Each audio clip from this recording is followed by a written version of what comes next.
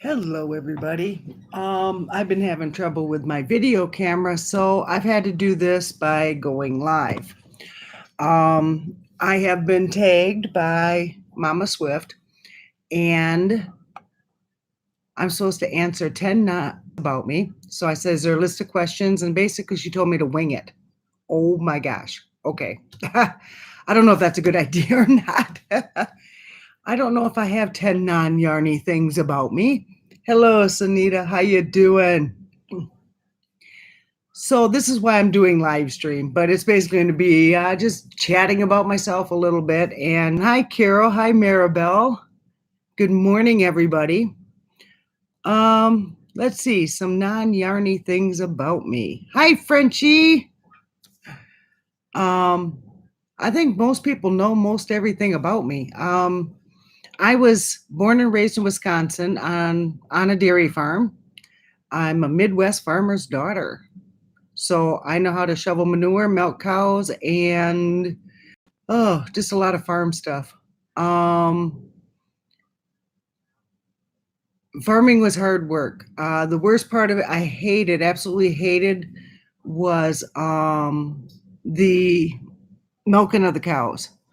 Because I'm so short, we had these buckets, heavy buckets, and you dump them in the bulk tank. Everyone else was tall. I was short, so I'd have to load it on my chest and then arch my back and try to dump it without spilling it.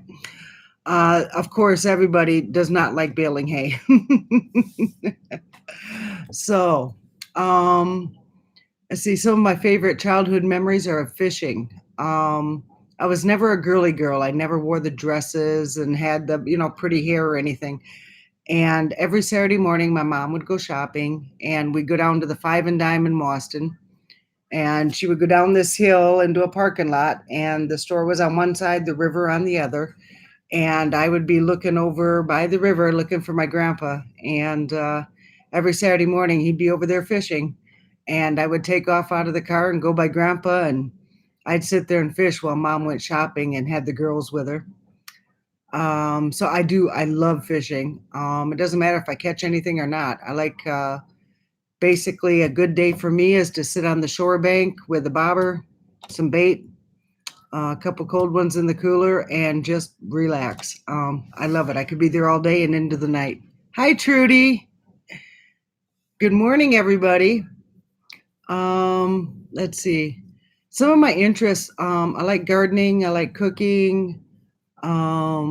Baking. I get the mood. I like to do that. I have a lot of old cookbooks. These are church cookbooks, nothing like an old fashioned church cookbook, They have some of the best recipes in there.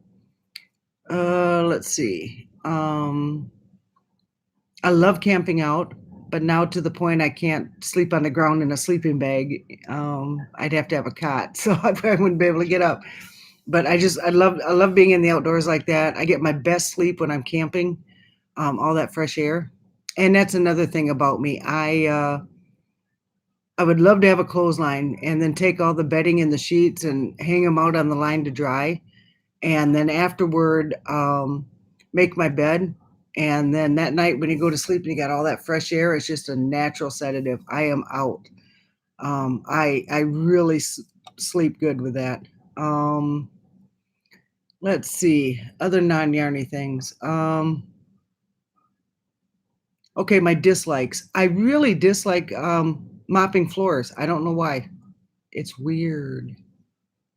But I don't like mopping floors. What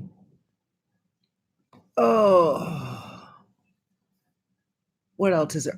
I've had a lot of jobs throughout my life. At one time, I was a hooker. I worked in a factory, and there were trophy parts, and you put them on hooks. And so the job title was hooker. And if you ever get laid off and you have to file for unemployment, they want to know job position or title, and I had to put hooker. That'll get you some questions asked. And then try to find a job after that, and it's, what was your former position? Hooker. So it does make for an interesting interview and a memorable one. They have a tendency to remember your name. The best job I ever had, though, I worked in a residential facility, Fulton Mission Home in Hustler, and at no point did it ever feel like a job. That was the best position I had. It didn't feel like work. It didn't feel like a job. It was like I was going home. I really missed it. The facility ended up closing, but I really miss it, and it was the best and most rewarding position I've ever had in my life. Oh, hi, everybody. Everybody's saying hi to everybody. Carol likes cleaning the bathroom, but you really don't like cleaning anything. I would have to say right now in my house, probably the two cleanest rooms would be the bathroom and kitchen. My dining room table is a hot mess with yarn and papers and everything else. It looks like a hoarder position. Working on that. We're moving stuff out of one house into another, and I'm trying to get organized, but it's not working out so well. I got to try harder. Let's see. I grew up in Wisconsin, and I now live in Ohio, and I live with my mother-in-law. She is awesome. She's just incredibly awesome and just so well loved. And she's sitting in the kitchen listening and giggling as I'm doing this live. Okay. Oh, yeah, but she is awesome. Oh, well, hello, Cindy, Life in Yarn Tangled. Good morning. Good morning. Growing up, I was not a morning chick. I really didn't like mornings. Now I'm up by 4:30, 5 o'clock, latest at 6. What's wrong with me? Oh, I don't know. I don't know what's wrong with me. So, but I do enjoy, at this point, being the first one up, going out on the porch and having a cup of coffee and listening to the birds, and just everything is so peaceful and quiet. It's kind of set to the day. So, hey, Gwen, everybody, especially Maribel, saying hello to you. Well, hello, everybody. She said, hello, everybody. She doesn't drink coffee, and yet we get along. Hey, good morning, AJ. Can you believe it? She's a tea drinker. I'm a coffee drinker. We're under the same roof, and we get along great. Amazing how that works.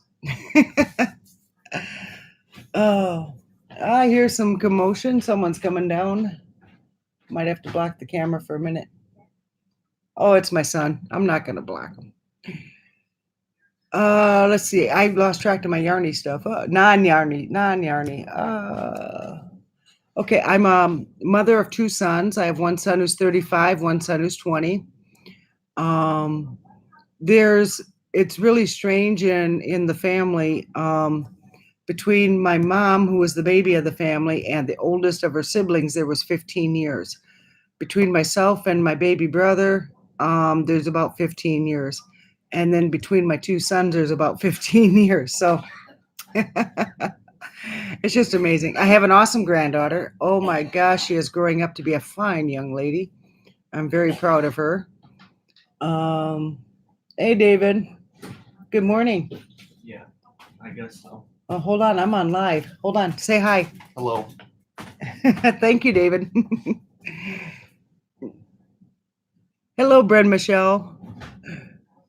Once in a while, my son has been known to drink coffee. Yeah.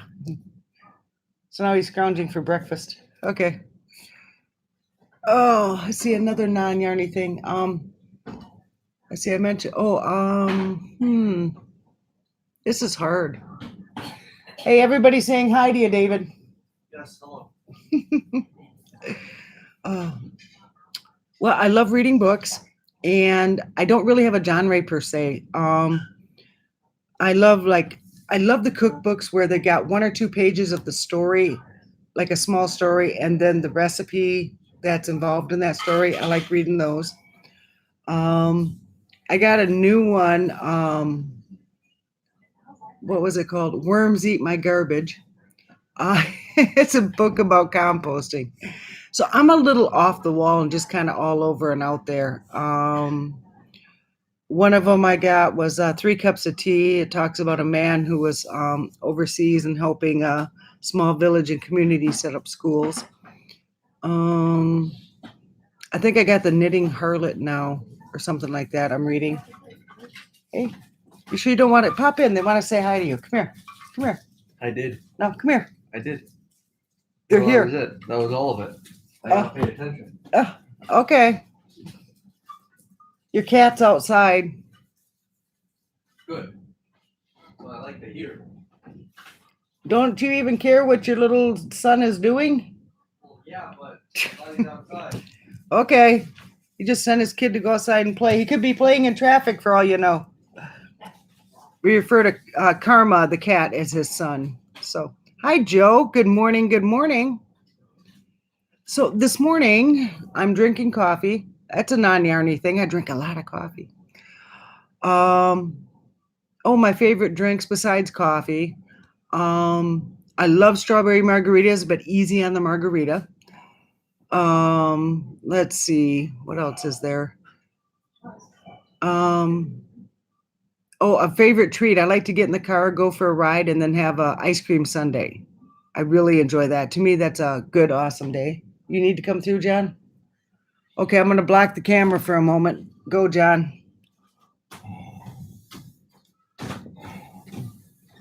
You're giving out your address. No, I'm not. It's a blank yellow piece of paper, Oh. and I'm live. John's not a morning chick. He's not a morning chick. Good morning, Mama G Gear. How you doing? Yeah, we were talking about drinking. Once in a while at night with the coffee, I like a little Bailey's Irish cream. That's always a good thing too.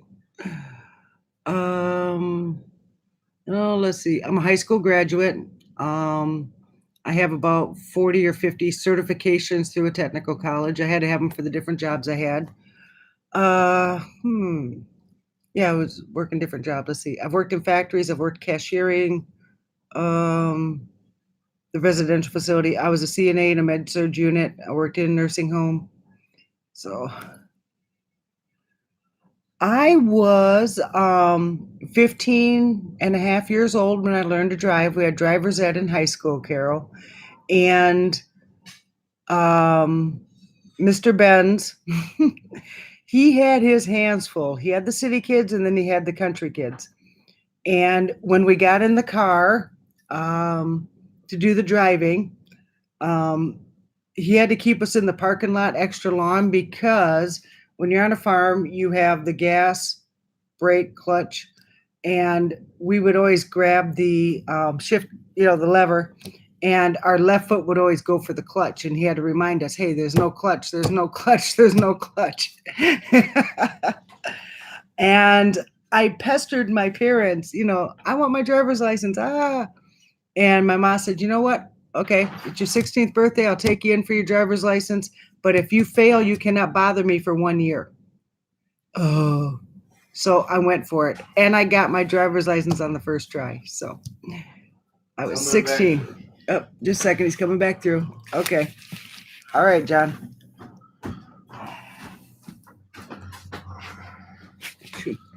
Did my parents have to ground me? Oh, yeah, I got grounded one time. Big time I got grounded. I had, I'm trying to remember how it exactly went down, but I was at school and in science class, we had this one teacher, anytime in a lesson, he'd always go back to World War II.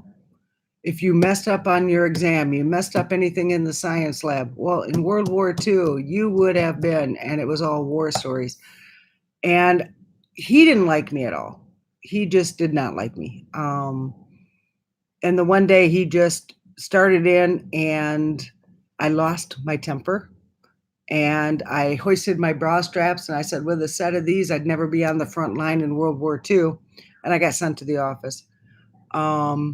I got, if you want to call it a grounding, but my mom came in and she went to the classroom and she got up, walked out. At that point, my mom was more of a women's rights advocate kind of thing. I ended up grounded, but not severely grounded.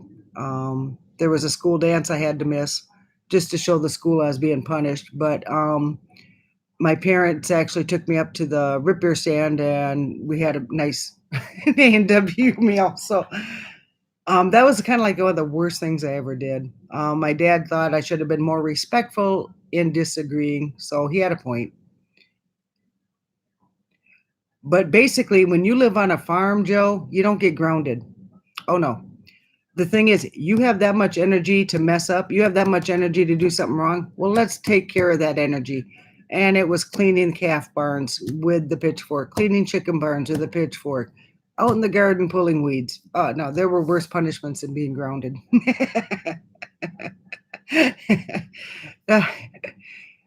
Clean out the old hay out of the hay barn. Clean out the old straw out of the straw barn. Ah, man, no. Digging a big hole in the bottom, it's too big for the septic tank. Some of the leach ones. Rum chata with the coffee. Oh, I'm not a big fan of rum. At one point, I used to bartend, and we had Marines come in for training. One night, I outdrank the Marines. It took me about 6 months to recover. I couldn't drink any alcohol for about 6 months. Just the smell of it. I had a hard time bartending after that. Oh, so Jim, Joe, and Jack took me for a walk and beat me up, mugged me of my common sense that night. And that's my story, and I'm sticking to it. Yeah, rum doesn't agree with me. No, no.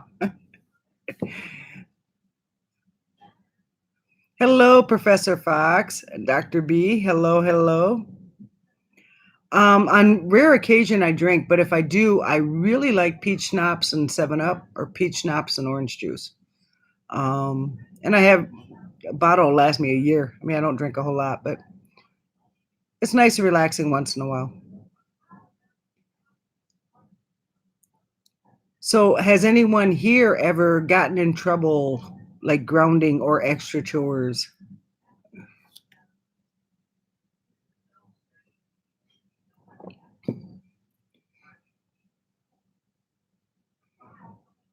Oh, as far as work environment, I did something that maybe wasn't so good, but your battle with corporate is just amazing. I was at a job and I was the supervisor, only because nobody else wanted to do the paperwork. There was a lot of paperwork on that job. Nobody else wanted to do it.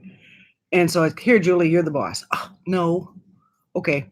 So I would do the paperwork, and they scheduled us, can you believe this, to work on a Sunday, a Super Bowl Sunday, when the Packers were in the Super Bowl. Can you believe the nerve of corporate? Really?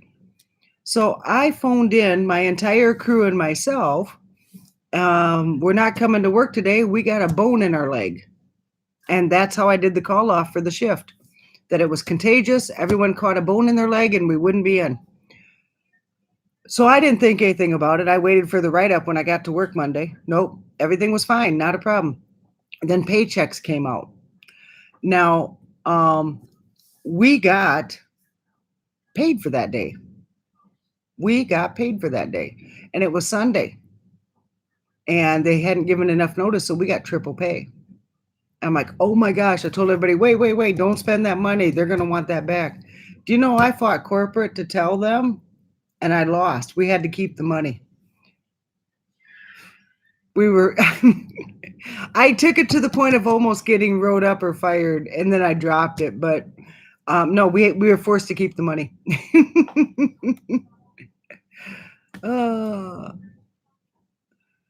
Oh, Joe, bad words. Ooh, that was extra chores for us. Kneel on rice and look in a corner for 30 minutes. Ooh, that'd be rough. That'd be rough. Sick on tequila. Yeah. I'm not a fan of tequila either. No. Cindy grounded all the time. I have a hard time believing that. Oh my goodness. AJ, in high school, I got caught smoking in the bathroom. My mom grounded me for like a week, and she's a smoker. Oh, AJ, that reminds me. I started smoking when I was 13. Nobody in high school knew I smoked. My parents did not know I smoked. I was 18 when my mom found out I smoked, and I was 21 when my dad found out. They were shocked. And if I wasn't already an adult, they probably would have grounded me. I've never heard that with kneeling on ice. Rice. I've never heard of that. Wow.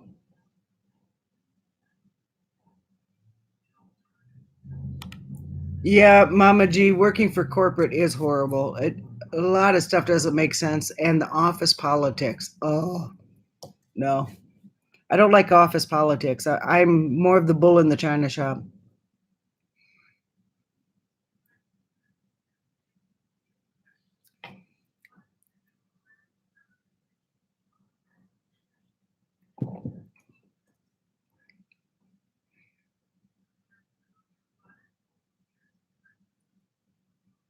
I'm reading through the comments here.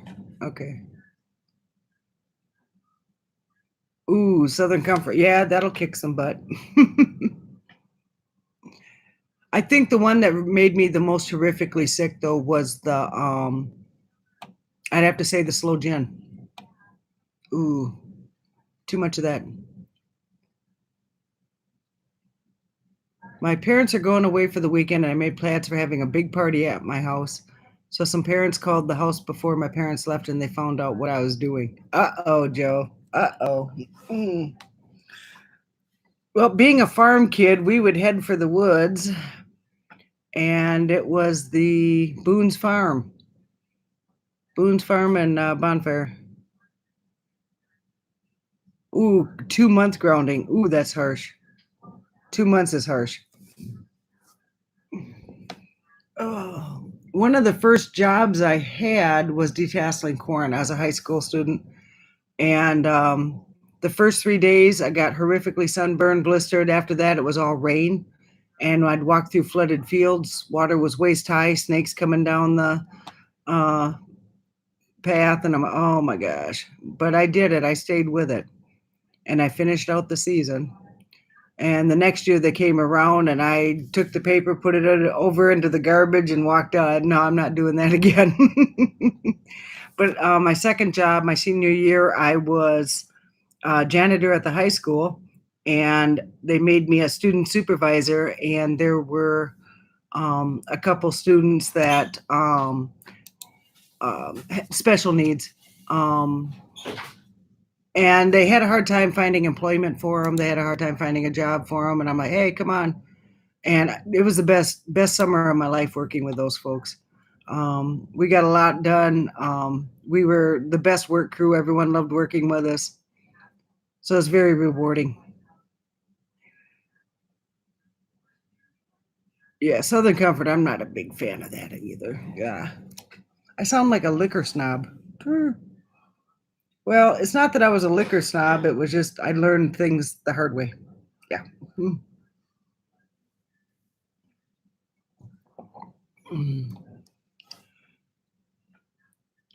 All right, Joe. Back to work and lurk. You're more than welcome to do so.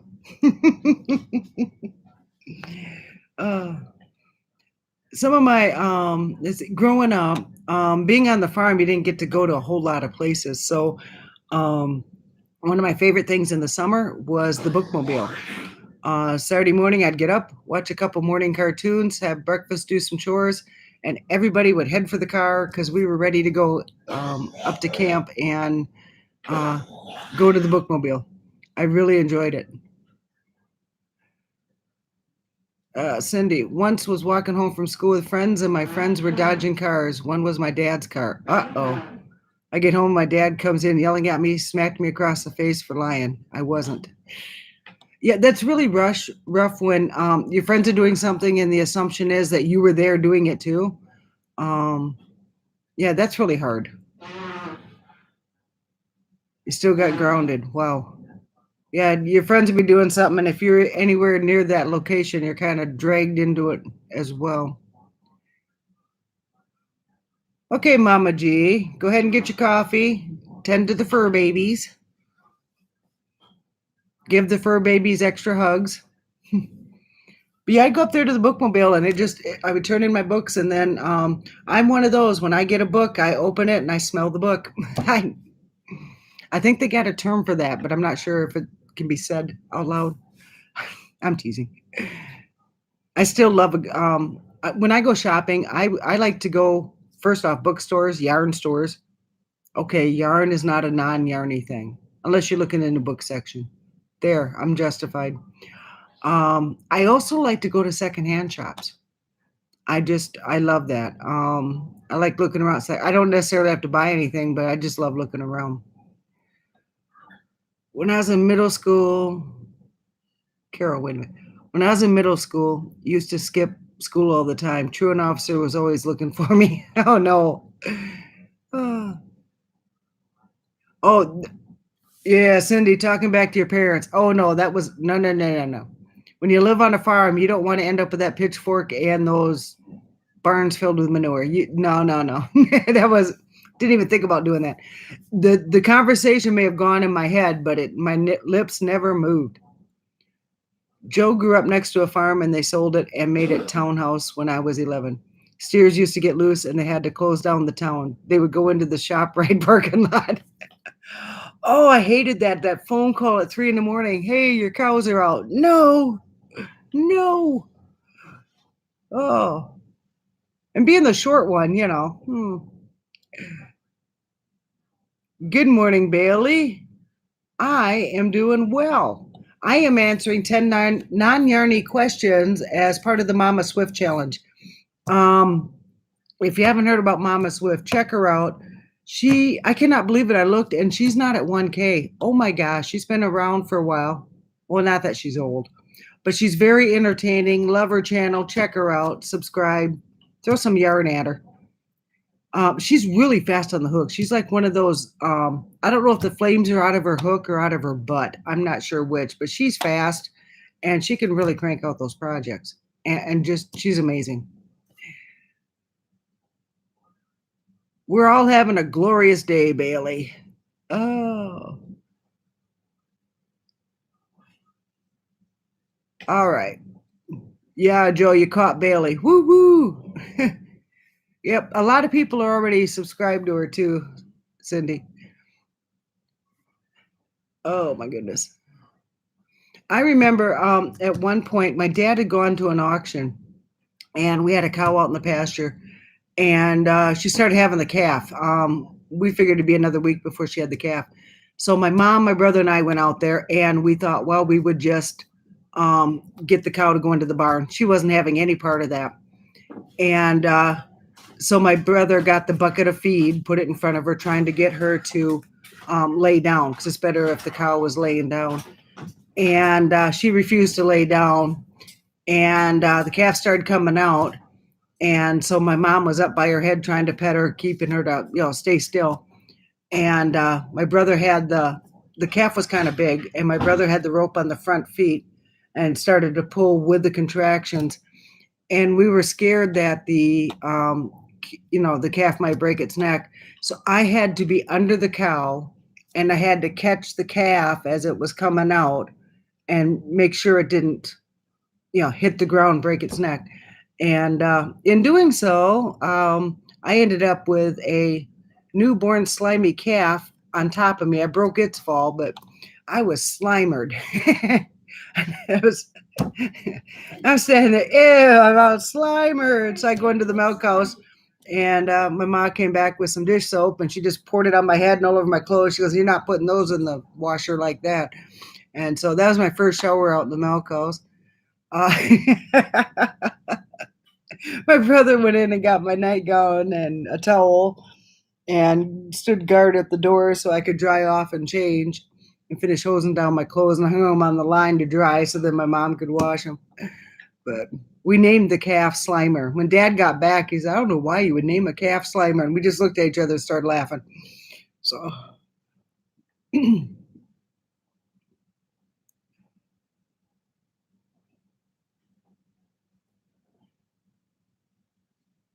coming through. I don't care if they see me or not.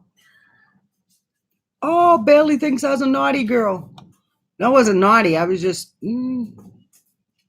okay. Maybe there are times I was naughty. Yeah. Hi and goodbye, guys. Hey, come here and say hi. The mother-in-law. It's Hi and pajama day. Here's the camera. The little dot. Miss Gwendolyn. Yeah, long name, short person. Yeah, it's kind of an issue when your name is longer than your height. Okay. my gosh. Yes. Bailey says you're a troublemaker. Yes, she is. She is a troublemaker. I'm a troublemaker, yes. What she doesn't think of, she sees on TV. I'll tell you that. She gets ideas. Everyone's saying hello, Miss Gwendolyn. Oh. Actually, I was the good girl until I hit 18, but I was the good girl. Everybody thought, oh, she's so good, she's so sweet. I always got the compliments. Maybe I was good not getting caught. Yeah, that could have been it.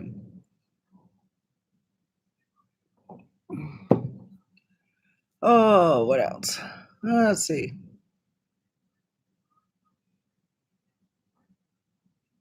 I don't know about too much else that I can. It's hard to think of these questions or these answers to questions that don't exist. Yeah, thanks, Mama Swift. Ah.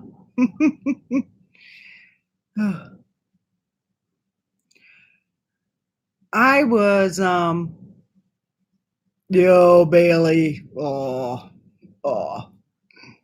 I'm gonna put you in the corner, Bailey. Put you in the corner. Oh. I still like going barefoot. Hey, Daniel, Paw Ply guys. Hello. Right now, I live in Ohio. I'm in Canton, Ohio. But I did grow up in Wisconsin. I grew up in Juneau County, Wisconsin, a small town called Camp Douglas, next to Volk Field.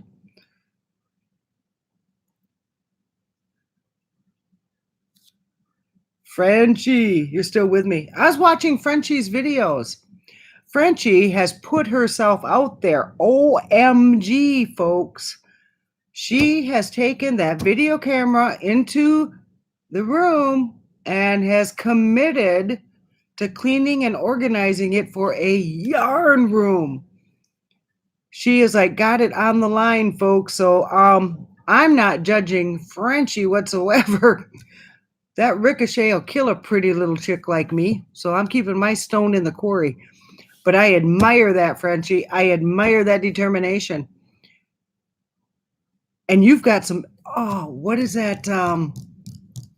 What is that Afghan? I was watching it. I can't think of the Afghan. It's beautiful. Oh, come on, Frenchie, help me.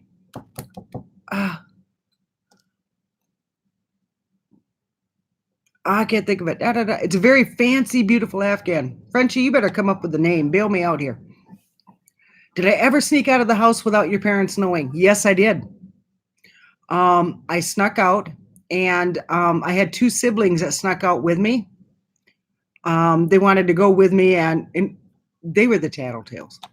My sisters were the tattletales. But I went down to my cousins, and I didn't realize it, but the wine coolers, they thought were Kool-Aid, so I got my sisters drunk.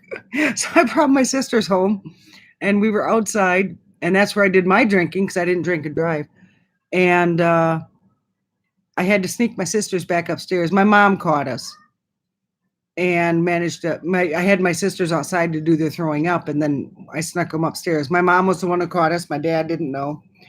And Ma came out to lecture me, and I handed her 2 bottles and a pack of Marlboros, and she said, you know, this is wrong, and why didn't you open this for me? You know, my hands hurt. So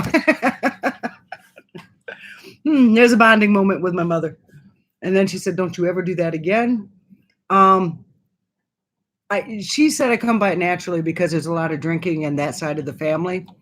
And Sophie's Universe, thank you, Frenchie. I just love that. Oh my gosh. You got to go watch Frenchie's videos at Sophie's Universe.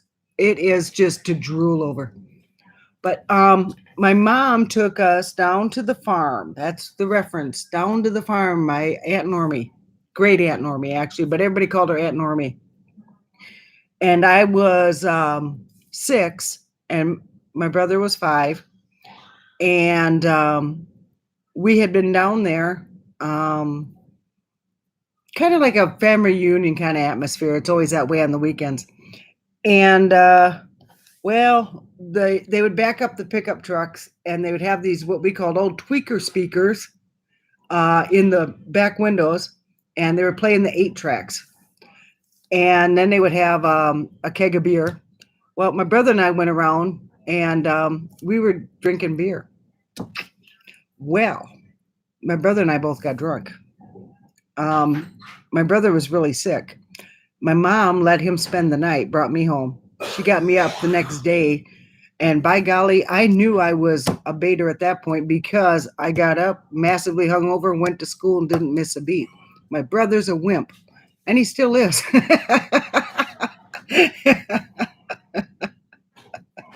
Oh, love you, Carl. He'll never watch this. No. I was kind of the black sheep. My sisters had it easier than I did because the comparison, well, at least you're not like Julie. So, I'm very close with my siblings too.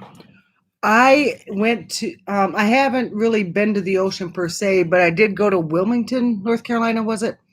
And there was a ship that came in. But out, where I could actually, and it was at night. So to actually go out and see the ocean, I didn't get to see it because it was nighttime. But I have had my feet in the Wisconsin River and the Ohio River, the Mississippi River. So,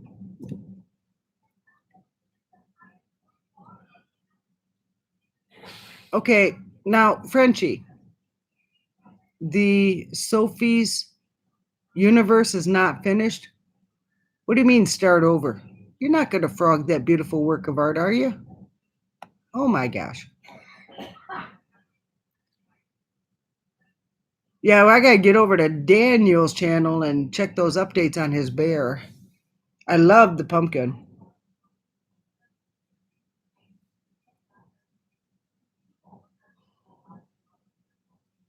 Yeah, I like that Sophie's Universe. That's on my list. I haven't gotten to it yet. Hello, PJ. Hello, Iris.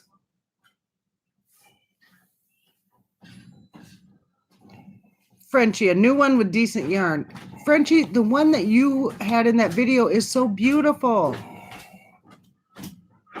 Oh my gosh, it's beautiful. You do great work, Frenchie.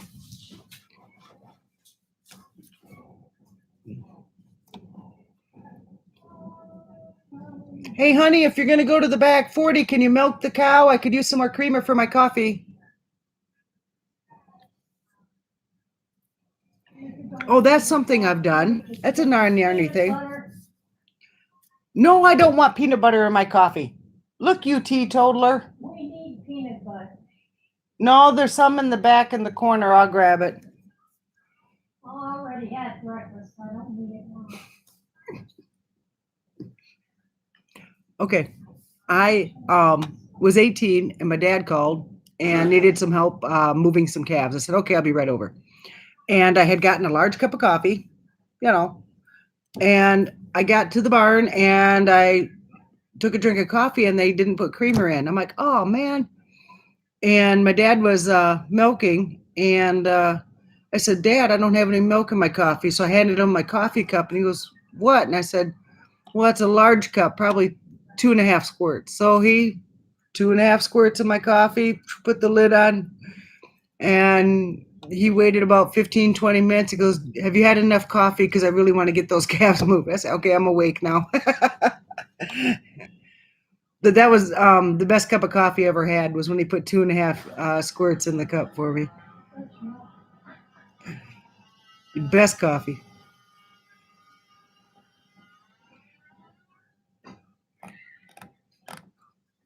The door is open. Okay. Now, is that your chair squeaking or is that your butt squeaking from moving?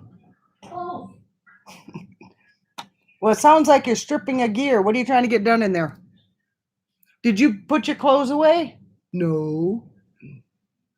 all except my hats from the chair and 2 blankets, which haven't had to hold them up high enough so they don't get dirt off the floor. Okay, well, I got a load in the washer, load in the dryer, but then when I switch them out, I can do another load for you. I got a nightgown and hazy in the washroom.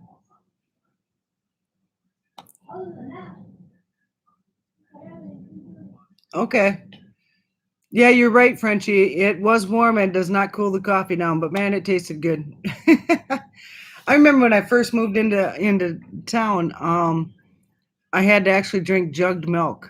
I thought it was so nasty. I was so upset. I would drive back to the farm and get my mason jars and fill it with milk out of the tank. And if the bulk tank got too cold, something called ice milk would develop. The milk would freeze and have ice milk. And so the milkman would come, and then you'd have these, we called them glaciers, miniature glaciers of ice in the tank. And we would chip that out, and they it was a summer treat. It'd be a hot summer day. You chip out the ice, and you go outside, and you'd have the ice milk, and you're just eating that. So, oh, PJ, yeah.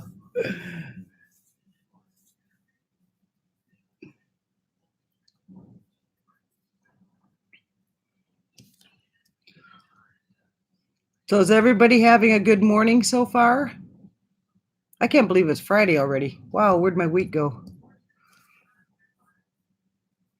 Yeah, since I'm no longer out in the workforce, I have a hard time keeping track of days and weeks. And hey, Granny Crafter, hello, hello, hello.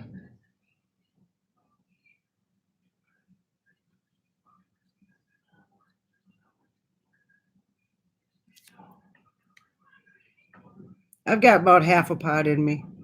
Cindy, you're still in bed. Are you having coffee in bed? Come on, Cindy, fess up. Are you having coffee in bed?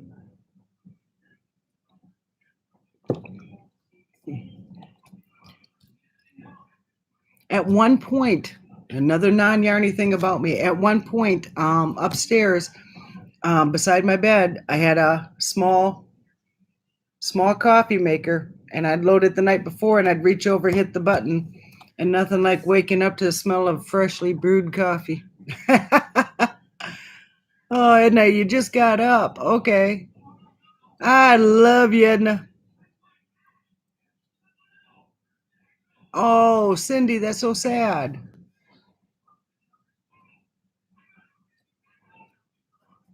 PJ, chop, chop, move like you have a purpose in life. Oh, with us, it was rise and shine, you're burning daylight. Rise and shine. You are burning daylight. He didn't want to be caught burning daylight. Huh? When I get a chance to sneak back home to Wisconsin, they're an hour behind us. So I end up getting up extra early. But I'll brew the coffee, and I go out on the deck, and I'll sit there, and I can see the deer coming in, and the pheasants and the turkeys and the birds, and I can it's so quiet that you can hear the mule bray 3 miles away in Hustler. I can hear the doors opening and closing to the barns for Bradley's. I can hear Chuck Cook fire up his tractor. That's down the road.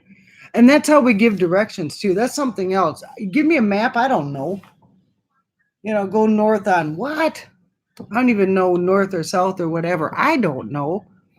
Now, to get to my house, you go up, you go through the interstate. Let's say you're coming from Chicago, go up the interstate. And as you're coming towards the bluffs, take the Camp Douglas exit.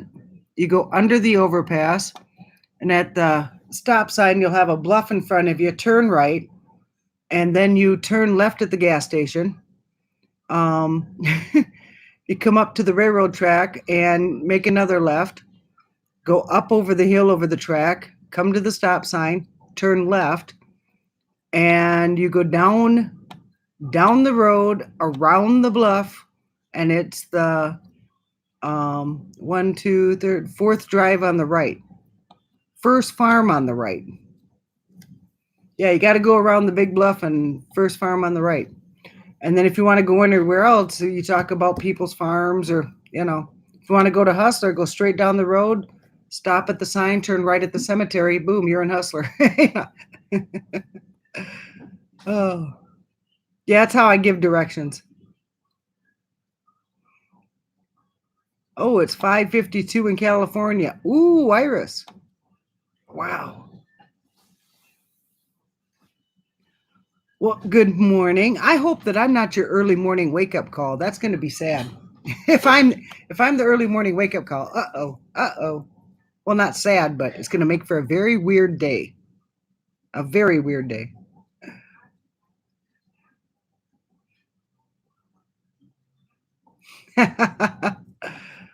Oh. Yeah, AJ, you got kids in school yet? Oh, I'm glad those days are behind me. Oh. I miss him being little because I miss scout camp. Oh, at one point I was a scout leader. When my son was in scouts, I was a scout leader. So I got to go to summer camp. That was fun. Well, Carol, thank you very much. I'm glad I'm your first video of the day. I'm glad you're enjoying this.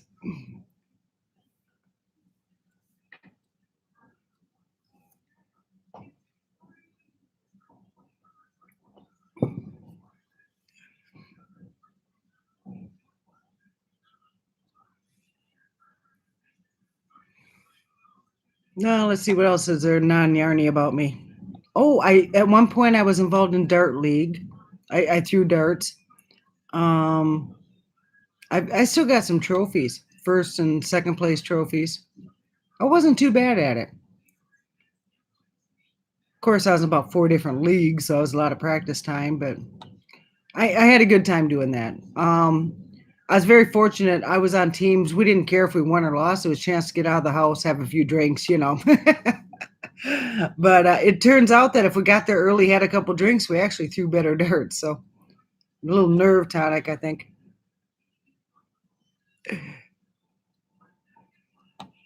Life and yarn. Cindy, you're going to stop spilling and do this challenge on my live. Cindy, I challenge you. 10 non-yarny things. The furthest I've ever traveled. Let's see. I've been to Broken Arrow, Oklahoma. I was in Wisconsin and traveled to Broken Arrow, Oklahoma. I've been to Wisconsin and traveled to Paris, Tennessee. I lived in Paris, Tennessee for a couple years. Let's see. I've been to Chattanooga, Tennessee. I've been to Maryland. I had to pick up my son. I took a train out to Maryland and drove my son back to Wisconsin. Maybe distance-wise, between Oklahoma and Maryland. I'd have to put those two down as probably the furthest, because both times I was in Wisconsin. My son had back surgery, and so I drove him back. Baltimore, Maryland was very traffic busy. Oh my gosh! It turned out that where I had when I bought the train ticket, I wasn't sure where to get off at on the train, so I picked a spot. It turned out it was like less than 5 minutes from where my son was at, so that worked out.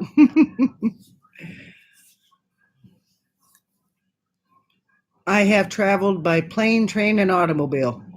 Woo woo. Carol, in October, my husband and I are driving from Central Texas to Massachusetts. Wow, okay, that's a road trip.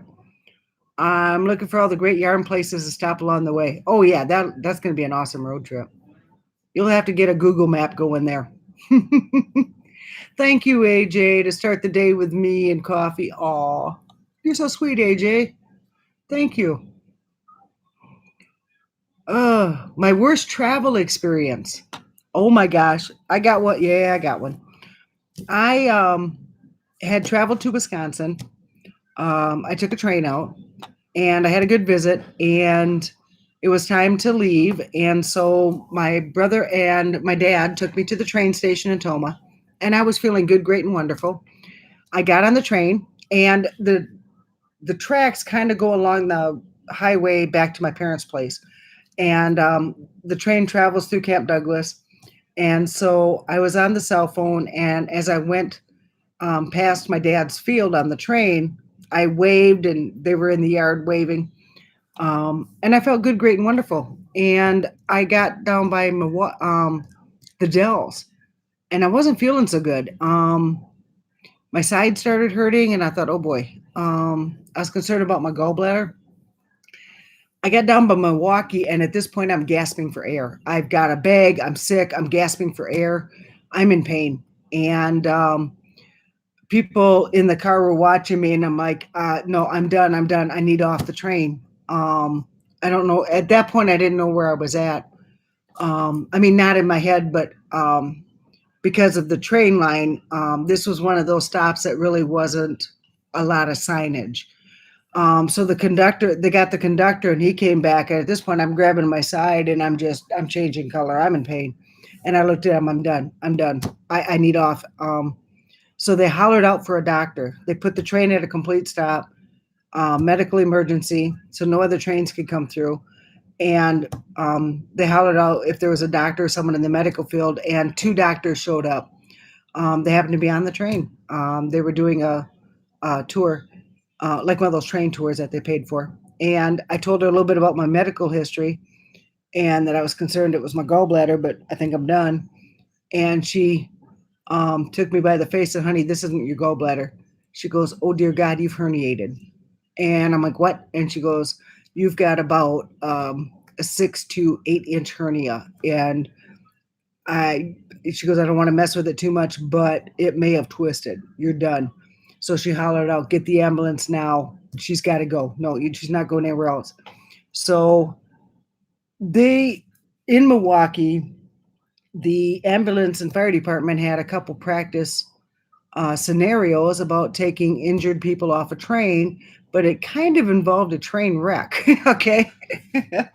So they came, and the police are here, and EMTs, everybody, and I'm on the cell phone. I said, my son is close by here. By that time I found him somewhere near Milwaukee. And I said, my son lives in Milwaukee. So I called, and it went right to his voicemail. And I'm like, oh my God. And so everybody's quiet and they're staring at me. And I said, honey, it's mommy. I'm on the train. I'm surrounded by police officers, EMTs, paramedics. You might want to give your mommy a call back. Things aren't going so good. And I hung up. Everybody started laughing. So then they bring this chair up, and it looks like metal piping, like an electric chair with all these straps. And I'm like, what the heck? And this real tall guy is standing kind of behind the emergency crew, and he's shaking his head. He's like, mm-mm. And I said, what are you going to do? And then he said, ma'am, what they're going to do is they're going to strap you in that. And I don't know if you've ever been on a train, but the stairwell is narrow. They're going to take you over the shorted wall, and they're going to upside down like a bad carnival ride. And that's how you're going out. I don't do carnival rides. Oh, no. And here I am already sick. No. I said, ma'am, you can't walk. I said, watch me. And I'm grabbing rail. I'm grabbing people, trying to breathe and move. I made it down the steps. Okay. I made it down those narrow steps. Oh, so they had me turn. They put me in the chair. They strap your ankles, the calves, the top of the thighs, and then they put the pillow for the belly, and then they strap your chest. They strap your arms down. They strap your head because they don't want you flipping out of that chair. My heart was racing. I thought hernia is least my problem. I think it's the heart attack coming. They started carrying me across, and there was some gravel, and then there was some grassy area with like a small ditch, like a little drainage, and then another grassy area, and then the parking lot. Now, I'm not exactly a thin person, okay? Not even close. And these guys are carrying me, and they got about the halfway point, and the one guy said, do you need to set her down and rest? And the men holler back, nah, she's light enough. We got this. That's the first time I've ever had men say, no, she's light enough. So I get to the ambulance. They get me on the gurney. They get me in the ambulance. And at this point, I'm taking out the cell phone. And the guy's like, really? And I said, no, I got to get a hold of my son. My son is close by somewhere, I think. But he's got to meet me at ER. And I called. And my son answered the phone, said I hadn't listened to the voicemail yet. And I'm like, oh, well, it's a doozy. Honey, the train stopped. It's an emergency procedure. And he's like, he works at the VA in Milwaukee, and he goes, "There's no way that is you." And I'm like, "Yeah." And he goes, "Well, we heard that the train was stopped, a medical emergency, and that they had everybody over there trying to help this person off a train." Mommy. I'm like, "Yeah, it's your mommy. I don't even know where I'm at." I said, "Hold on." So I handed the phone to the paramedic. He goes, "What do you want me to do?" I said, "Tell him where you're taking me, because I have no clue." And so he told him, and my son's like, "Oh, that's like 15 minutes. Okay, I'm 15 minutes away. Mom, I'll meet you at ER. I don't know if I can ever go back to work again." It was my mommy from the train. Oh, wow. So we get into ER, and I'm taken immediately back to a room. And so the nurse is like, "Okay, can you tell me what's going on?" I said, "I'm the pain from the train." And she goes, "Oh my gosh." Well, then everybody's rushing in. It's like, "The pain from the train has arrived." And that stuck. So in the emergency room, everyone is laughing about this pain in the train. I get admitted to the hospital. And before I even get up to the unit, they've already heard, "Hey, here comes the pain on the train." And so, not that nursing staff gossips, no, but I gave them permission. Because in the medical field, there's just so much trust and stuff. If you hear a good story, you got to share it. So nursing staff and even patients, "Hey, there's the pain on the train." They're all laughing and giggling, and wow. So I get into surgery. And in there, the surgical staff had already heard about this pain in the train, pain from the train. And they're laughing, and I was telling them what I had done with my son and stuff. Well, the doctor came in, the surgeon, and of course, then they put me under and stuff. And he went ahead to do a laparoscopic where they, the cameras and stuff. And so he gets in there, and he's looking around, and without thinking, he says, "Oh my God, this woman's a train wreck. This is going to be a long surgery." The entire surgical staff, this is what they told me, busted out laughing. And he's giving them this blank look because he didn't know the story. And so then during surgery, they were telling him the whole story. And so the next day when the surgeon come in, and he's like, "You're the first patient that made an ass out of me." "You're the first patient, especially unconscious, to get the drop on me and make me look dumb." So I was like, "Well, I'm glad you found out after." But so I ended up with another month in Wisconsin, and then John had to come get me. So I healed up from it, but that was an exciting time there. So my family got very nervous this last fall, when I wanted to come back home after being out there. I said, "Well, I'll take a train," and they're like, "No, no, no, no, no." They booked a flight. I got to fly first class home. So that was my first airplane ride. Oh, hello, Mama Swift. What do you mean it's too early? What? No, never too early for a good cup of coffee and a good time. Hey, you can always nap later. Good morning, Trish, right? Crazy Engine Treasures, Trish. I'm terrible with names. Bailey. Yeah. I got deterioration in mine too. That cannot be fixed. I got the degenerative. My top 5 in my neck, L5S1, sciatic nerve crosses over. And now I got issues with my tailbone. So I got to go in for x-rays. They don't think that there's something they can do with that. So I am so happy you made it, Mama Swift. Yes, yes, yes, yes, yes, yes. So a while back, I bought a cushy tushy for the mother-in-law, and she hardly used it. And so I went in there and I reappropriated that asset, and now I'm sitting on it to help relieve the pain in my tailbone. Reappropriating an asset. Yep, a cushy tushy. It's mine now. It does help. The conversation with my primary, that was interesting. I couldn't understand why the sudden increase in the tailbone pain. My mom had that issue with a lot of tailbone pain, but my mom didn't have a butt. She was flat. boom, boom. I have more of the Bader build where I got boobs and butt. Okay, lots of it. I could make donations. That's the Bader build, short, boobs and butt. And then there's the Clark build. They're tall, thin, no butt, hardly any boobies. So my mom would always have tailbone pain because she had no cushion back there. And in the conversation with my doctor, she said, well, because you're losing weight, you're losing some of that cushion back there, so you may experience more tailbone pain. And I looked at her, I said, you're telling me I've lost enough weight where now I got skinny butt syndrome? What? Skinny butt syndrome. I don't know about anybody else, but when I lose weight, it's the boobs and the butt that start to go first. Everything else, yeah, that's not fair. I'm not skinny enough to have skinny butt syndrome. So I'm just kind of round.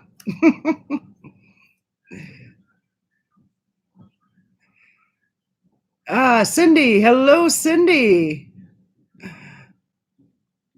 Sometimes you got to just look for laughter's the best medicine. Sometimes you just got to make your own brew. Okay.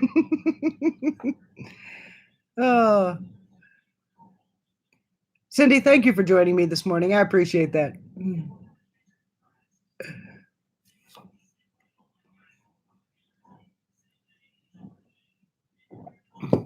Yeah, I've had some wild events throughout my lifetime. And sometimes all you can do is just put your hands up and go with the insane laughter. That's all you can do.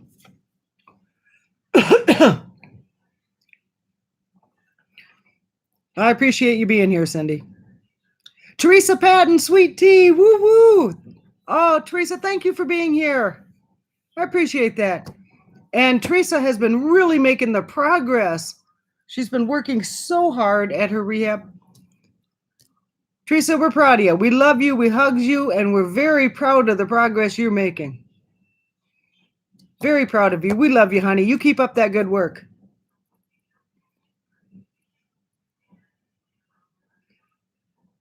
See, everyone's saying hi to you, sweet tea. We're cheering you on, You rah rah, you rah rah. Oh.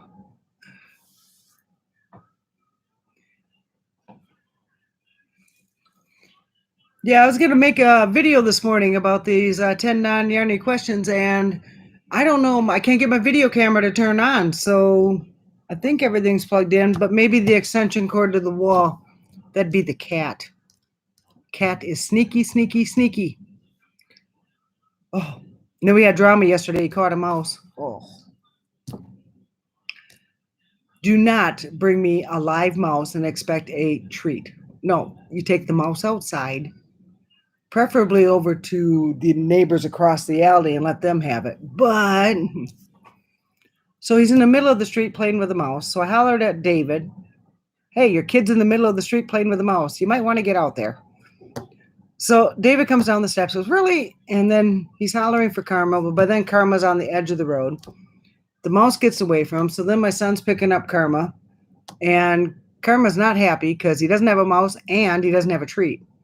So David goes upstairs and I say, here, come here, see Grandma. I gave him some treats.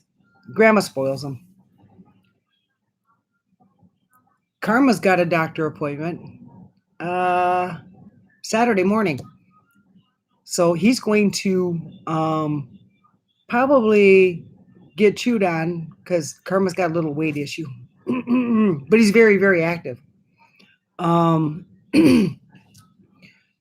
When he walks, you can see the muscles in his shoulders and his back legs. He has kind of a ripple when he walks, so he's muscular. I know, it's just weird what he brings into me. If you fall asleep on me, Cindy, that's just fine. Not a problem.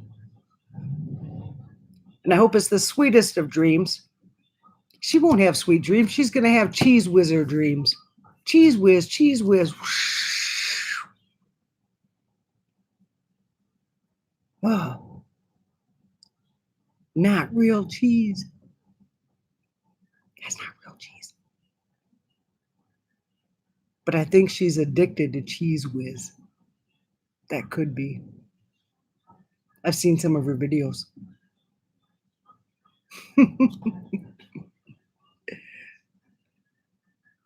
Canned cheese dreams. Yep, there you go. There you go.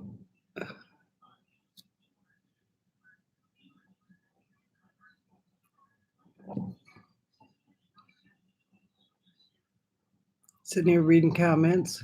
Okay. Oh, Cindy's awake now. Cheese whiz. Her eyes pop open.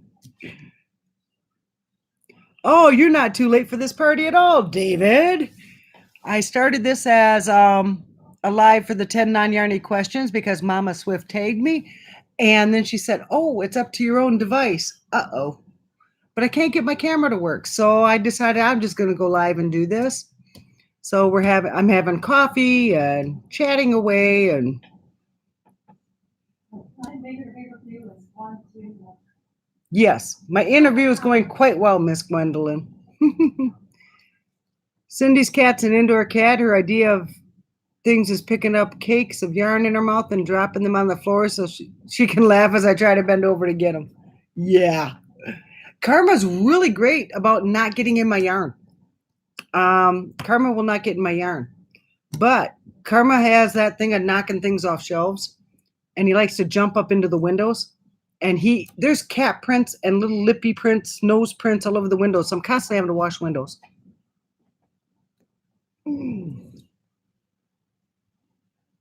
Oh, Sweet Tea's doing a call out, guys, to see if we can help her. She's looking for a baby blanket pattern that she can make for her new granddaughter due in February. Congratulations, Grandma. Now, with this baby blanket, give us a little more information here, Sweet Tea, because that could be a lot of different yarn weights, different sizes. Are you looking for one maybe with fringe or no fringe, or not fringe, a border, like a picot border, or just...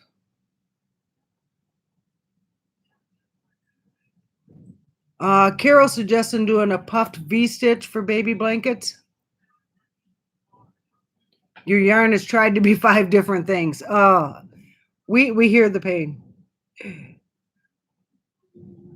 Oh, David took a moment to realize that was the name of the cat. Yeah, Karma's the name of the cat.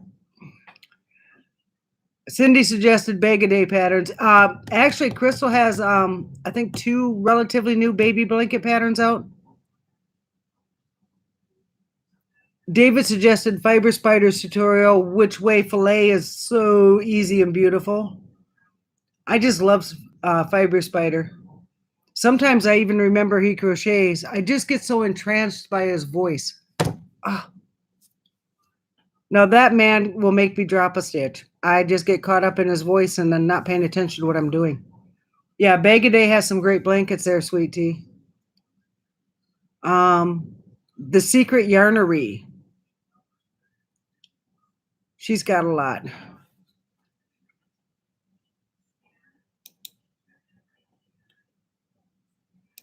Okay, AJ, I'm adding you as a moderator. Can you drop the Secret Yarnery link? David, I don't know if you're on your phone or not. Can you drop Fiber Spider's link?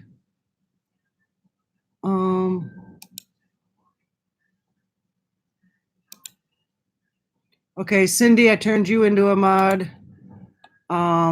If you can drop Bag-A-Day link. Who am I missing? I'm missing a bunch here. Bailey, I'm adding you as a mod for link dropping. Okay. Let's get PJ. Well. Okay. I think.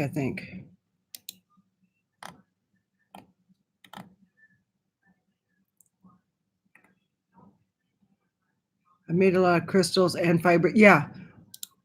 I've got one of them on my to-do list is Fiber Spider, his fiber shawl. That's on my list. Well, Trish, I need more coffee too, Trish. I definitely need more coffee. I got a combination going this morning. I've got Folgers and Death Wish together. Oh, Death Wish is definitely a hyper caffeinated coffee. So I can't do it full brew, otherwise it's too much. Boom, boom, boom, boom.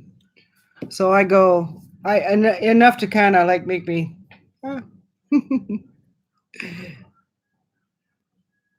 Yes, thank you. I need coffee, coffee, coffee. Even when I was camping out, I like to camp out at a place called Mill Bluff. That's when I could get my butt off the ground. Oh, I would need a cot, but I love sleeping in the tent. And it's about a 3-acre spring-fed pond, and it's glacier preserve.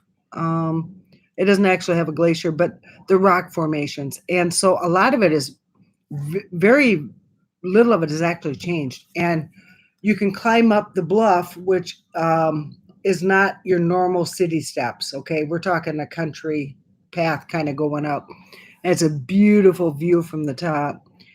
And in the camping area, it is not modern. You still have the outhouses. Well, they did modernize. They now have a toilet seat over the outhouse, but yeah, an old hand pump. There's 2 of them by the area where you can do an old-fashioned grill. And you're the hand pump. That's how you get your water. I love camping there. I love camping there. Have your little fire, and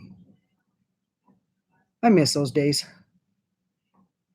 But I was determined to have coffee. And at that time, they have a couple places with an electric pole. And I didn't know my spot would have an electric pole, so I brought my old-fashioned coffee maker. So I had the coals, and to me, some of the best coffee is campfire coffee. Coffee made over those hot coals. Oh, you're welcome, PJ. PJ, drop Tiffany's link then. And guys, make sure you're kind of dropping each other's links. And now David Browning, I'm going to pick on him because, well, he loves me, so I can say anything I want. He's going to hug me, love me, rub me on the head, and call me George. And David Browning has his Monday morning interviews, Tuesday trivia, Wednesday's just a free for all, anything goes. So if someone could drop David's link, go check them out. Check out the events that are coming up. Oh. Okay. Yeah, and if anybody else has events coming up, please let us know.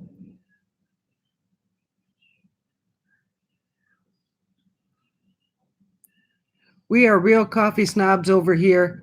What Rose Star owned coffee beans from Guatemala? Hey, I got a bag of coffee beans from Guatemala. My sister and her daughter went to Guatemala, and they were helping to build a school. It's through a series of churches. And I had talked to her. She had done a live, and she goes, "What do you want from Guatemala?" I said, "If you can't get yarn, I want coffee." She brought back a couple bags of the Guatemalan coffee beans, and I was like, "Oh, I'm excited! I'm excited! I'm excited!" That's really good too. So, Carol, you roast your own coffee beans. Oh my gosh! Okay, that's exciting. That is very exciting.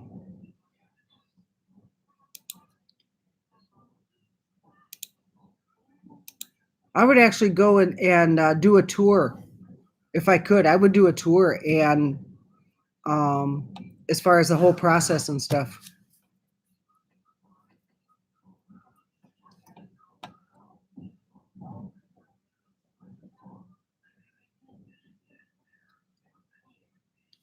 Yeah, it's exciting, Carol, that you roast your own beans. Wow.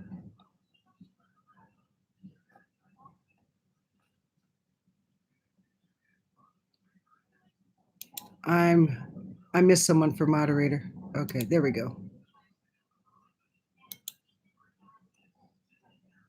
All right, I think I got folks. Okay. There we go.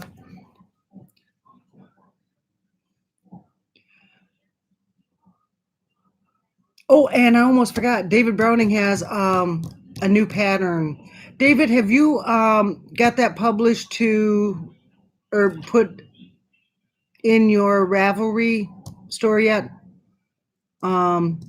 I yarn bomb David, and he used some of that yarn, and he made a project that just wow. I loved how it turned out. So I went back upstairs, and I still have some of that yarn in a different color, and I am going to crochet that.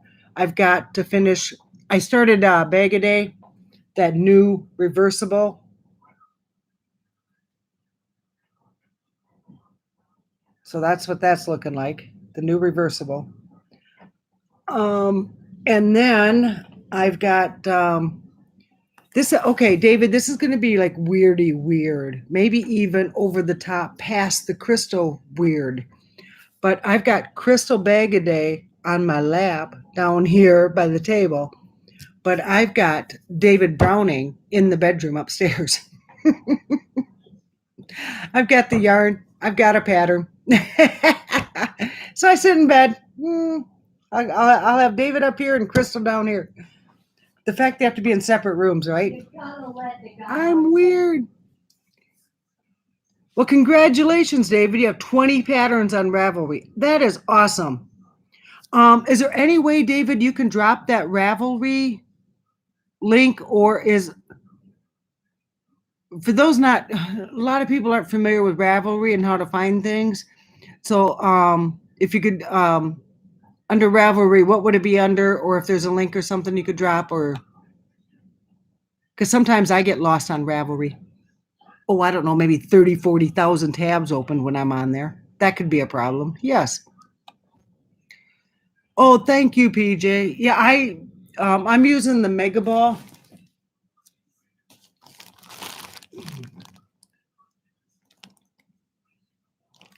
This will probably be backward. Oh man, yeah, because I'm on the computer.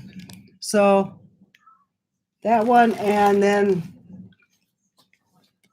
the other Mega Ball. Now these Mega Balls, it's a 3-weight, but for me, even though it's a 3-weight, it comes across kind of closer to a 4. So about 3.5. And there are, I got to lift my glasses. I hate that. This is 100% acrylic. It's from Hobby. And 1,312 yards per ball. Okay, it's not backward to you. Okay, it shows up backward here. You know, normally David is not a shy man, and he like self-promotes, but then he gets on my chat and he's like, all of a sudden, he's the shy guy in the corner. David. No.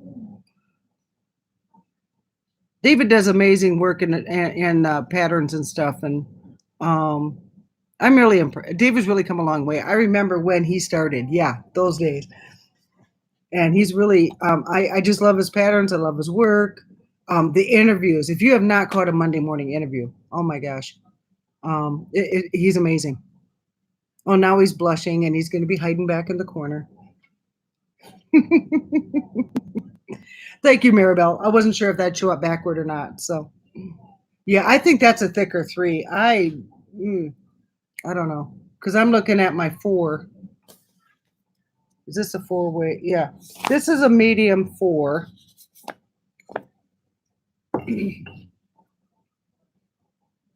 Oh, I got a yarn mess. I'm a hot mess.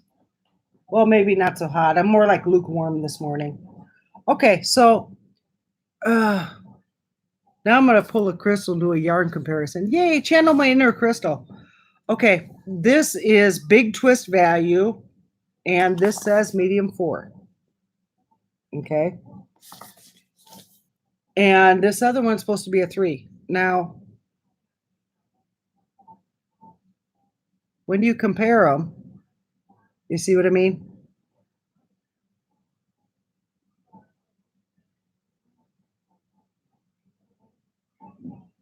Yeah, they're about the same.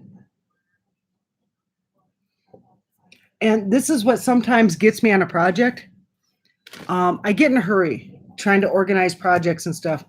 And it's like matching the yarn, yeah. And then I realize that my yarn that may say a 3 weight, and that's what the pattern calls for, is actually more of a 4 weight. And so it kind of throws the gauge off. Yeah, sometimes gauge is important. The hats, ooh, it'll really throw me off on a hat. But like scarves, throws, Afghans, okay, that's not so much. I'm not so worried about gauge. I do want to make sure that I can find enough yarn to get the project done. But yeah, I agree, David. A lot of it's not labeled correctly. It's more suggestive. And sometimes I'm not a good judge. I have to compare.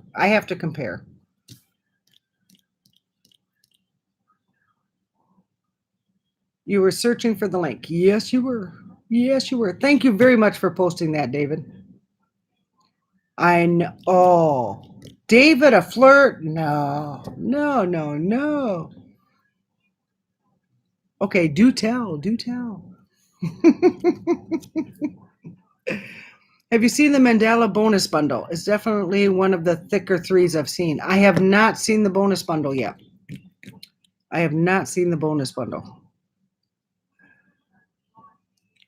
David, you heard everything we said? Ooh. So Bailey, you can't find Big Twist here. Ooh, okay.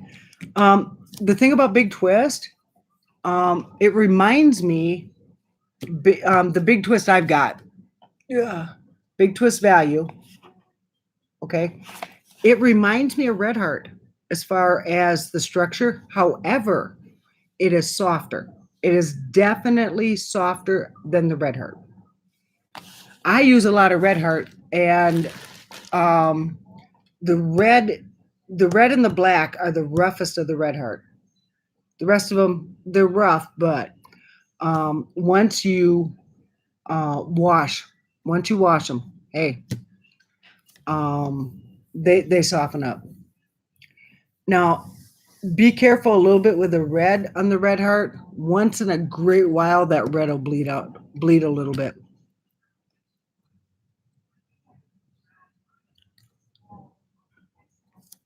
Yeah, I want to try to get my hands on a Mandela bonus bundle. I love my Mandela. I can't pronounce it now.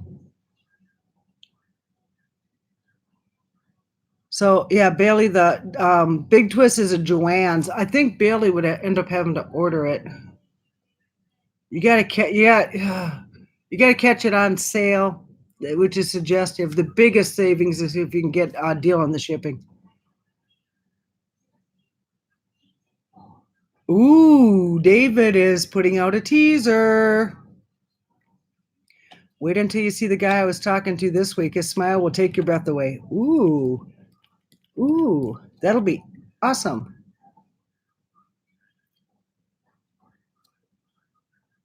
So Bailey, what state are you in?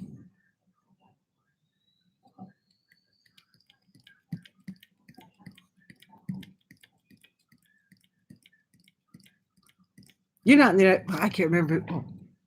Okay, I better stop before I dig myself a hole. I'm short. It wouldn't take much for me to get stuck. Big Twist is my favorite store brand now. Yeah, David, I love working with Big Twist. Kind of reminds me of Ice Lorena worsted the Big Twist. Oh, okay. I have not worked with the Ice Lorena yet. I have not worked with that yet. You can't put Big Twist in the dryer. Okay. That's what I like about Red Heart. It's pretty, Red Heart's very durable. I have an Afghan that's over 40 plus years old, and my mom had crocheted it, and it was all Red Heart, and it's been through the washer, dryer, and the only thing that wrong with it is that it was on the back of the couch, so it got a little sun bleached. But that is heritage character. You know, I inherited that Afghan, and to me, it's family character. It's the memories with it.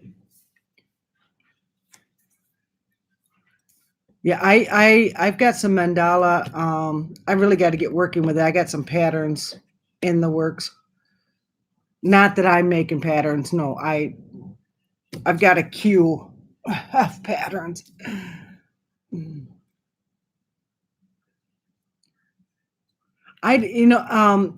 David. Yeah. As far as if you don't want to wash an yarn item like every single week and wash and dry, um, it's well with a hat and mittens. Being on the farm, my mom made hats and mittens and scarves out of red heart, and those would get washed a lot. Um, Actually, we'd come in and our mittens would be ice, so we'd throw them on top of the wood stove.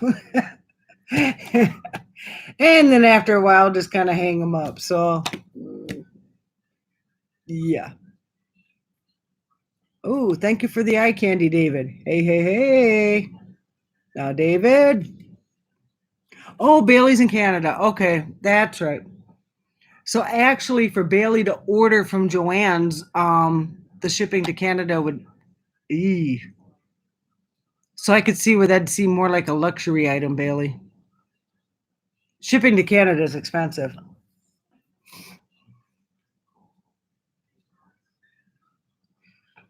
Okay, David's hoping that we all watch Gary Boston. He is amazing and does amazing fundraising work for AIDS-related causes.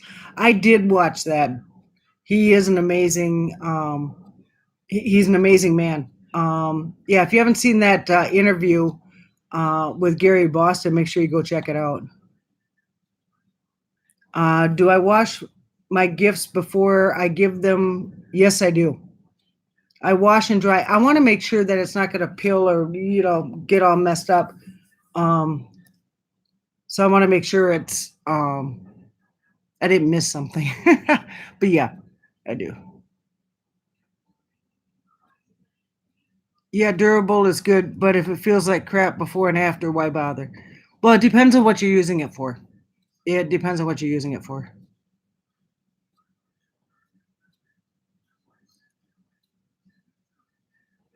Yeah, hat and mittens are understandable if you can keep a complete pair of mittens. I never could when I was a kid.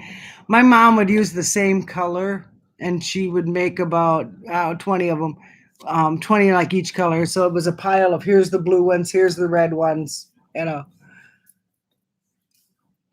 if we got them to match, that was fine. Yeah, it would be a fortune, Bailey. I'm sorry about that. Oh, PJ's asked to make a poncho for her niece. She starts kindergarten in a couple weeks. Oh, that's awesome. Yeah, David, shipping to Canada is like shipping to Europe. I would expect it to be expensive to Europe, but to Canada?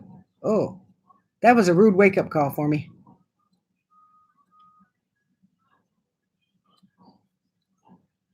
Okay, Frenchie said Joanne shipping to Canada is not as bad as Lion Brand or Premier. So Frenchie, you might want to, Bailey and Frenchie might want to have a discussion. Sometimes with that Premier, that shipping is Lion. To me, Lion Brand is not so good with shipping at times, but you got to watch their specials. But I don't think those shipping specials apply to Canada, though. David has a very special guest for this coming Monday, too, but you're not going to tell. Oh, David. If you become any more of a tease, David, I'm going to have to set up a stripper pole on my live. Hey, I will get the views, though. Okay. No, I can't think that way. Stop. Well, PJ, I can't wait to see that poncho out of the mandala bonus bundle. I can't wait to see that. I really want to see that. I bet that's going to be really pretty. David lived in Minnesota for a substantial part of his childhood. Actually loved it, but the handmade mittens my mom would make always went missing. Yeah, mittens always go missing. Premier comes from North Carolina, I believe. Yes, you're right, David. Bren Michelle, my online class starts in 20 minutes. Interpersonal communication. Hey, I've had that class. I'm too interpersonal to be communicating with anybody. I think they call it TMI was the nickname for the company for the class. TMI, interpersonal communication, TMI. And we'd laugh. Has anybody worked with Cartopu Premium Line Perna? That's him in a mystery box, and Crystal ordered some more to make a project. It's the most unusual yarn I've ever worked with. Actually, no, I have not worked with that. Oh, wow. I have not worked with that. Oh, PJ lives in Jersey, so Lion Brand shipping is not so bad. Oh, PJ, a little bit spoiled. Ooh. Bailey's ordered from Mary Maxim, and it wasn't terrible. Yeah, check out Joanne's.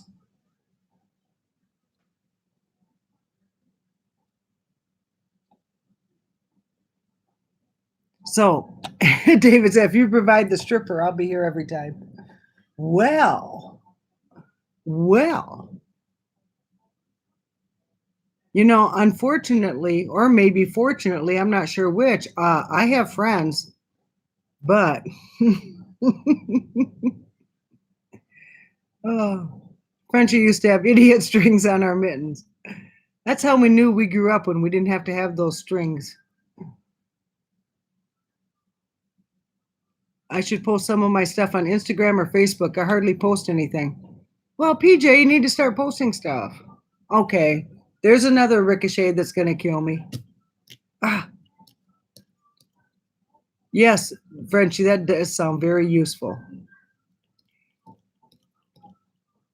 Oh, now David's bragging. He's been to the Lion Brand store in Carlstad. You actually worked in the area for a long time, but you weren't crocheting then. Oh my gosh.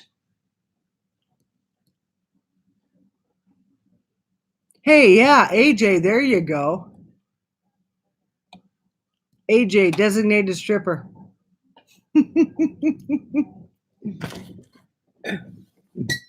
Okay, let's see what we can do here for David.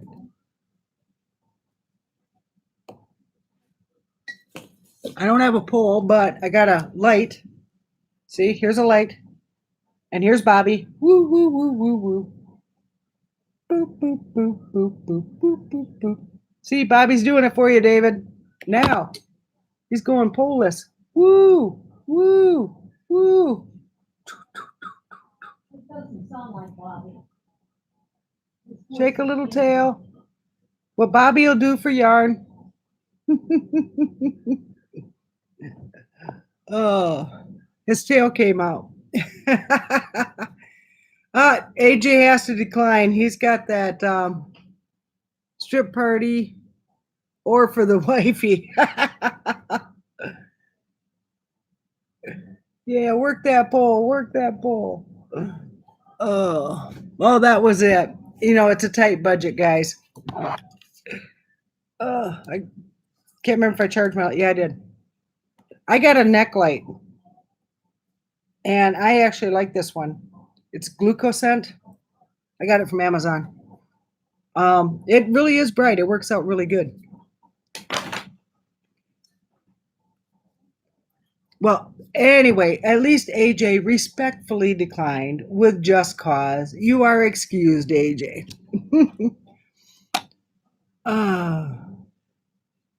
PJ, 90 minutes away and you have not been to LB store. Wow. Was I at Reggie's Naughtyversity last night? Yes, I was. And I had to stay in the corner, but I watched it. I was in the corner.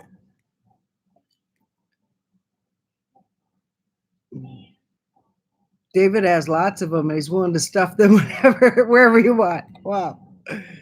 Oh. You have a gray one of the neck lights, Brent. Yeah, I didn't think I'd like it, but I was upstairs and it's like, this actually is good. Sometimes the overhead light's too bright and I get migraine issues, so this worked out better. Cindy's gonna get out of bed. She'll be listening back in 10 to 15 minutes. Woo, Cindy! Now getting out of bed is it's gonna be the best part of the day, right? I hope. I hope your day is better than that though. Yeah, okay. You're in North Jersey. Oh, that's different then. Yeah, North Jersey, Washington, D.C., Chicago. Those are horrible places to try to drive.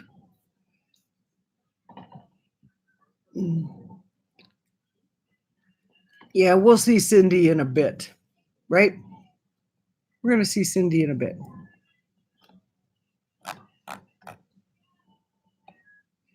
I did get my hooks from V. I got to do my happy mail, but I haven't done it yet. But I will show it here. For that Granny Square day, she got me a Granny Square hook. Look at that.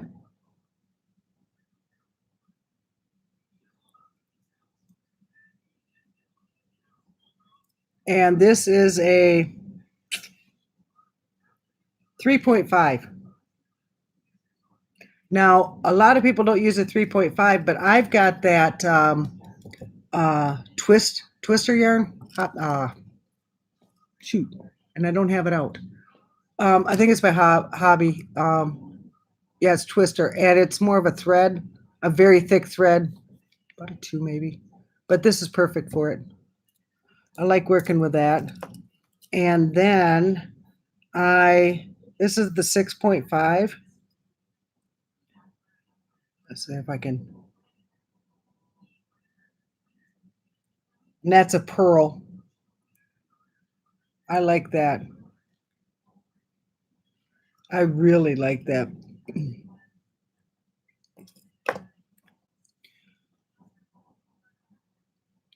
Okay. PJ lives in South Jersey at the Jersey Shore. Oh, that'd be a high traffic area. A lot of tourists. That's probably gonna, I don't know. That could be interesting. Oh, yeah, okay. AJ with San Diego, traffic here in the morning is horrendous. I can imagine that, AJ. Wow. Yeah, Maribel, I love these hooks from V. Steals the show and chefs. I love these hooks. Okay. Oh, David, drop his link. The Bearded Yarnivore. He's doing hooks with handmade handles to raise money for veteran causes. Yeah, drop his link for me, will you?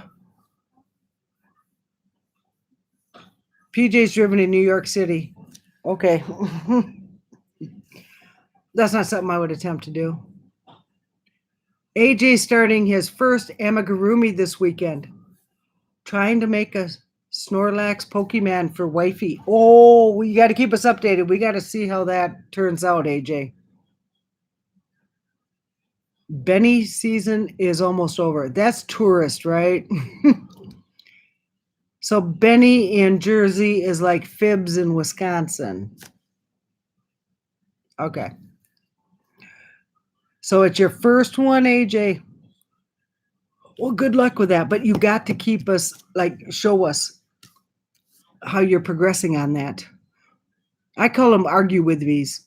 Argue with me's and I lose.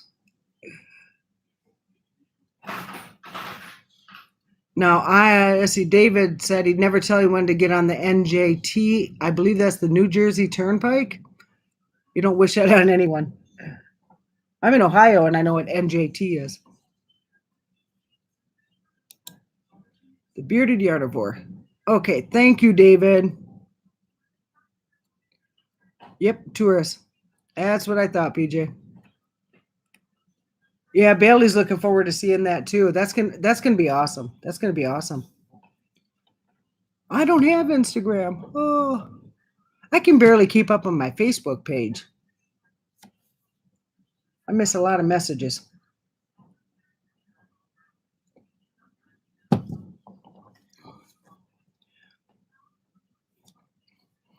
So, like I said, I'm working on this reversible shawl with Crystal and Bagaday. Oh, I did some hats. Okay, this is Crystal's beanie. Yes, it's blaze orange, but that's her beanie. Turned out pretty good. And then I have to sew in the ends. I just got this done. But this is the, like, I call it the ski mask, face mask. So that turned out really good. It really wasn't hard to do. So this is a series of double crochets, front post crochets. Where's the rest of my orange stuff? Okay. Okay, and then I did the socks.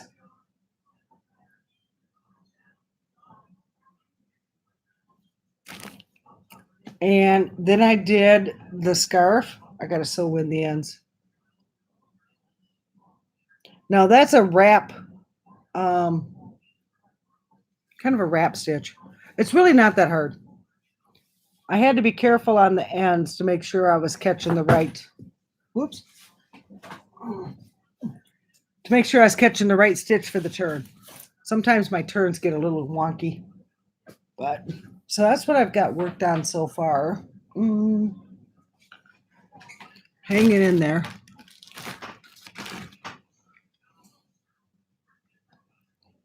Oh, Bailey, yes. That shawl is gorgeous. And like I said, I've been working. I chose the two greens. It's kind of my experiment. And I thought if these show up really well, then my other colors will too. And that's what oops, reversible shawl. So there's the green. And there's the light green. So if I pull it back, sometimes I get stuff too close. And then, so I like the way that contrasts. So now I've got other colors. I might make more of those.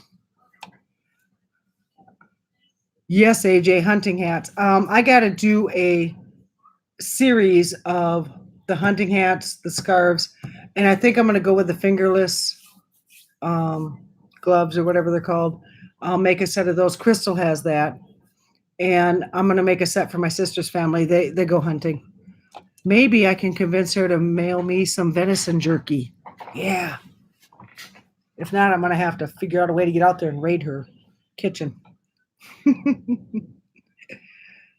Oh, the ski mask did turn out great. And I thought it was way too big, but then when I put it on, I guess I got to sew in the ends, pardon that. She is right about it being kind of tight on the head, but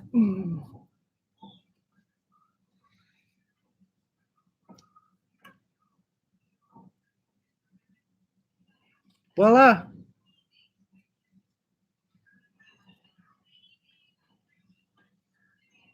See if I can put those in.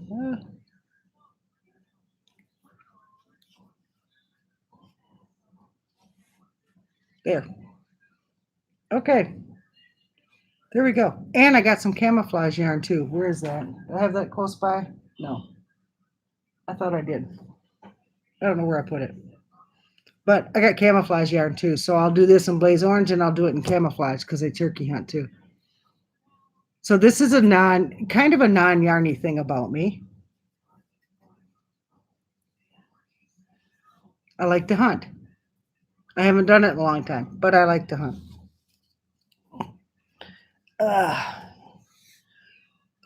And I do not, by the way, just for those to know, I do not trophy hunt. Only, we being on the farm, there's times that we would go hunting and it was anything that was shot was put in the freezer and it was mealtime. So, but no trophy hunting.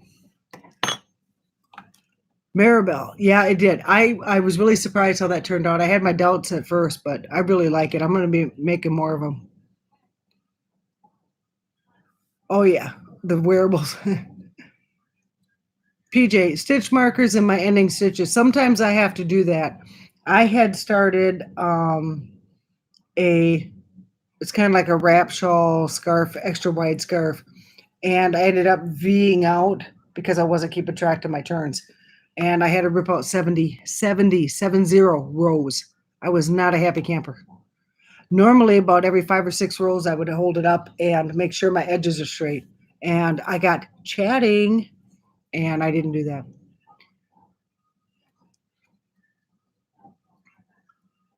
Yeah, it is a look. I like that look. Bailey, I highly recommend doing the reversible shawl scarf pattern.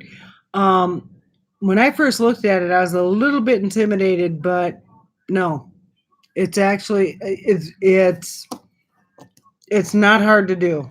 A lot of times I have to go back and keep watching the video to make sure I'm getting my stitches right.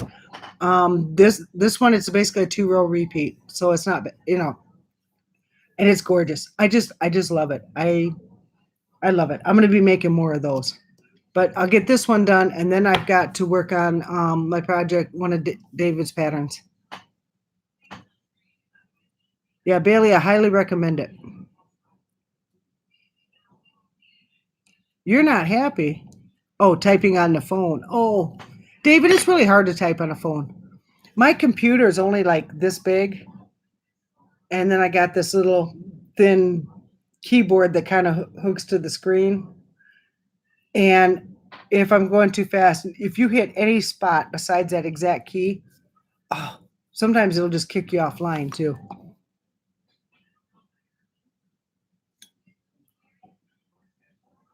I know a K-pop one I've seen me plan. So was I, but I'm not sure a pattern will be easy to follow. I think I'll actually make that for myself.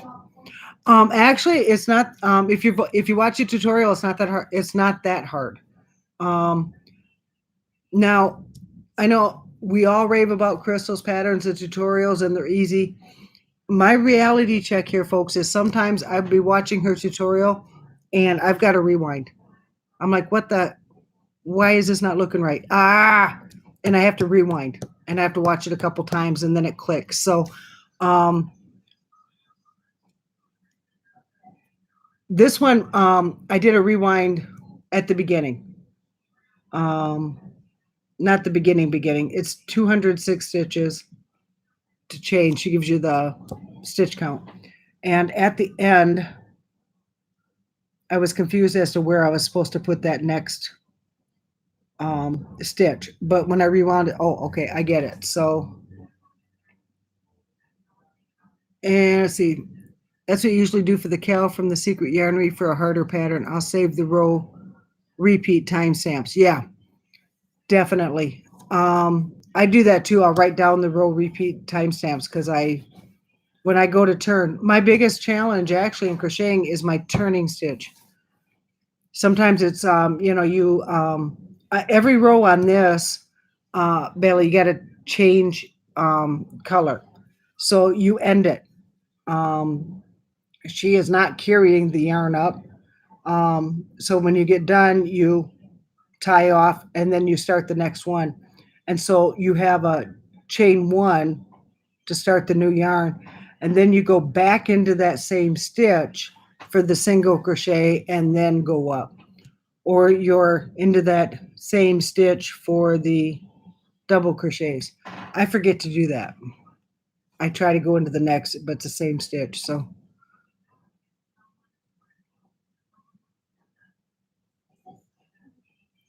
wow, PJ, 19 months and okay, reading patterns is good. Yes. I can read patterns once in a while. If I get, you know what my biggest pet peeve is? I ordered, this is from Hirschner's, and this is my hesitancy on ordering kits. Now this kit has been out for quite a while. Okay, this is not a new one from Hirschner's, and this is the kit. Okay, doesn't that look beautiful? The furry hooded scarf. Doesn't that look beautiful? I think so. And the yarn is beautiful. Okay, that is beautiful yarn. And it's the Hirschner's Cheerful DK. And they include the fur trim. Oh my gosh, that is soft like you wouldn't believe softness. Okay. And then, but you know, it's really grinding my gears at this point. I had made 2 attempts to start this. And the first thing is you make is the actual scarf, the white part. Okay. So you chain 254 stitches. You chain 254. You do your first row, which is single crochet across 254 stitches. And then you work row 1 of the star stitch pattern, row 2 of the star stitch pattern, and you do it till your project measures 7 inches across. And you end with row 3. It does not, it's supposed to be straight. No, something's wrong because when you crochet it, by the time you get to the 3rd row, you've got a bow going. It's pulling it in. So the pattern is not correct. So then I get a hold of Hirschner's, no response. I go back on the site. Someone else had the same problem. Okay, now when I bought this, that post wasn't there. And she said on hers, instead of 1/2 double crochet in each star eye, you put 2. Well, I've tried that. It's still not working for me. So I don't know. I'm still waiting back from Hirschner's. I'm not happy. And I gave one of these in a giveaway. Oh, I feel so horrible that I gave a defective kit. So I pointed that out in my comments on Hirschner's too. And I gave one of these in a giveaway. Normally I would try to work a kit before I do a giveaway for it, but wow, not happy with that. So I'm kicking myself. I don't know. I'll figure out a way to make it up to this person. I will figure out a way. But in the meantime, I'll give Hirschner's the weekend to get a hold of me, and then I'm on that phone Monday. They need to update that pattern. Hi, Jill. Fiber Floozy Jill. Hey, I need someone to be dropping Jill's link.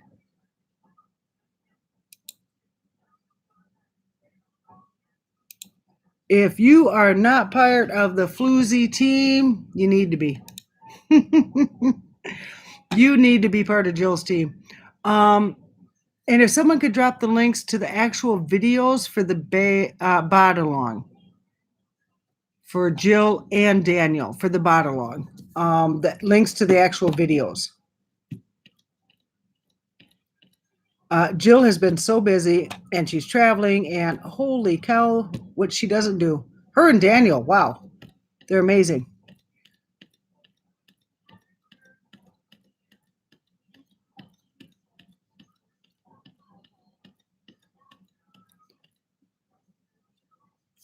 So Jill, you having fun? Okay, there's another designer. There is another designer who is highly respected and well known, but in the end, I just find her patterns more complicated than they need to be. It always seems like an arbitrary selection of stitches. Oh, okay. You don't really gain anything. So everyone's saying hello to Jill and Ingrid and oh, thank you. Pattern tester, yeah.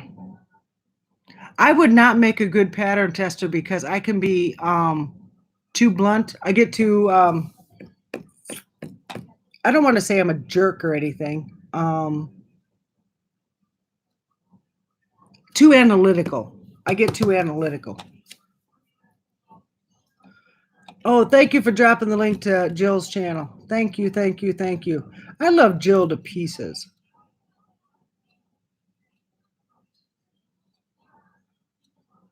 Yeah, Jill. Jill actually put a video out, and she's for the trip and stuff. You got to go catch her video. And Daniel's been putting out some videos. Got to catch him too. Ingrid.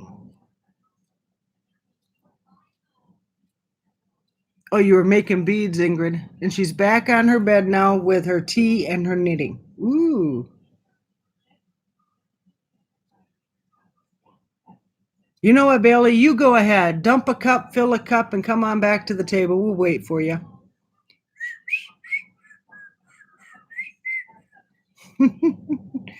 We should just go over to Bailey's bathroom door and tap on the door like the little kids, you know.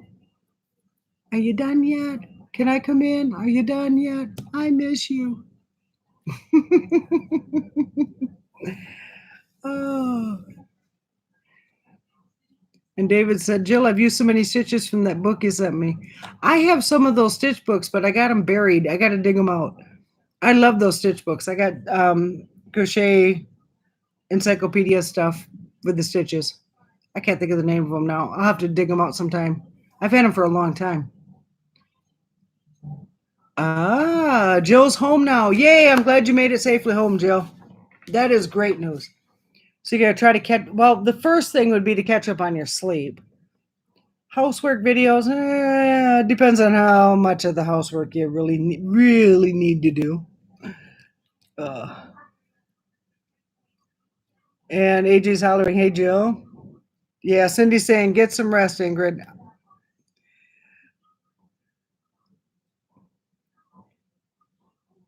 Analytical is what creators need. I really love it when people tell everything I've done wrong with the pattern. Okay, but maybe not in the moment, but in the end. Yeah. I am, when I approach a pattern, I have a lot of friends that really don't know a whole lot about crocheting, and they're very intimidated and they're scared. And so there's a lot of hand holding. And so when I look at a pattern, is it easy enough for a beginner to understand it? And that approach will annoy, believe it or not, it will annoy a lot of experienced crocheters, those that have really leveled up. Writing a pattern so simply annoys them.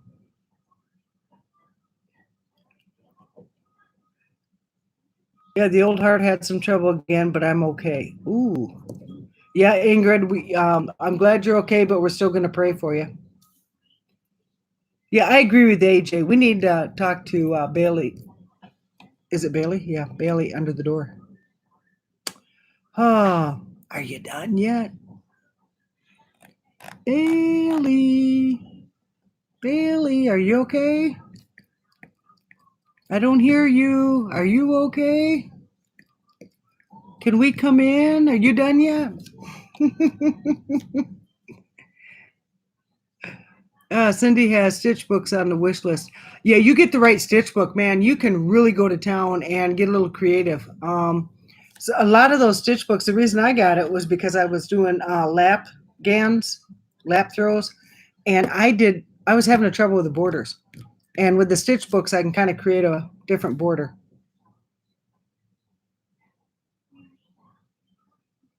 Yeah, and Jill's glad that, it's wonderful that you're making use of the book she sent you.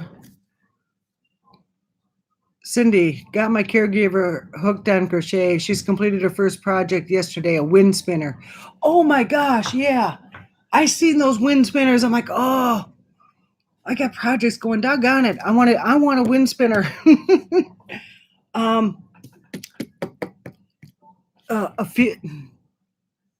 Okay, if I'm wrong, please correct me. Ophelia,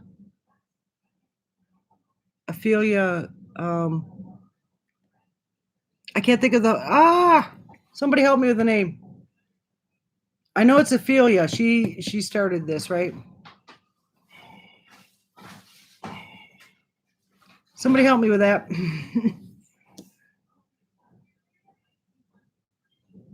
Oh, Jill's a little lost in the internet world, so sorry if I don't know what's going on. Yeah, there's a wind spinner. I'm gonna make a fake attempt here, but it's like this. Twist, it's crocheted that way, and it's just so cool. Ophelia Talks, that's it. Ophelia Talks.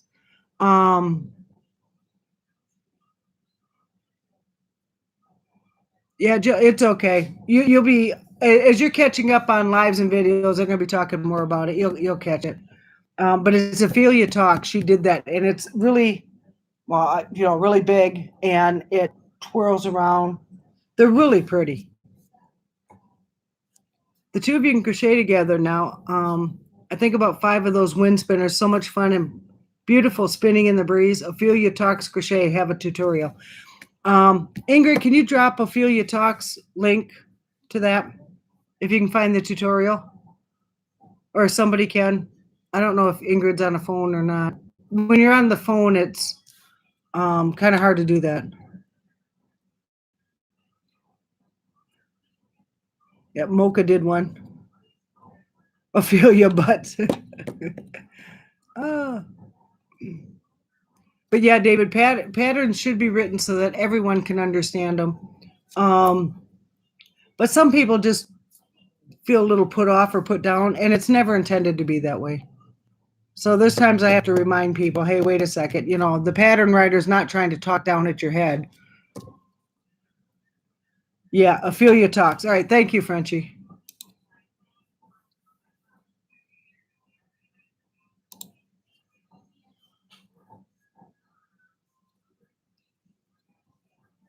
Air. Bailey. Oh, Bailey. Did everything come out okay, Bailey? Giggle, giggle, giggle. All right, Sandra. We will see you later. Thank you for being here. Thank you for stopping by. Wait a minute. Don't go yet. Just a second.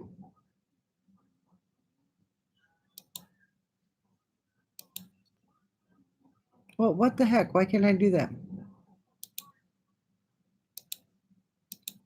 There we go.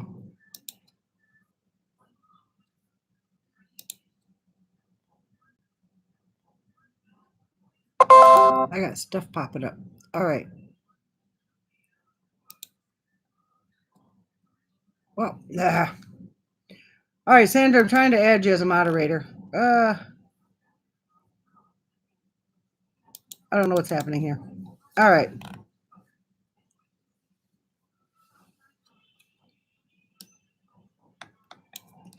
Oh, my chat's all messed up.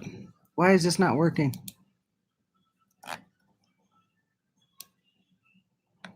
Okay, it's way up high.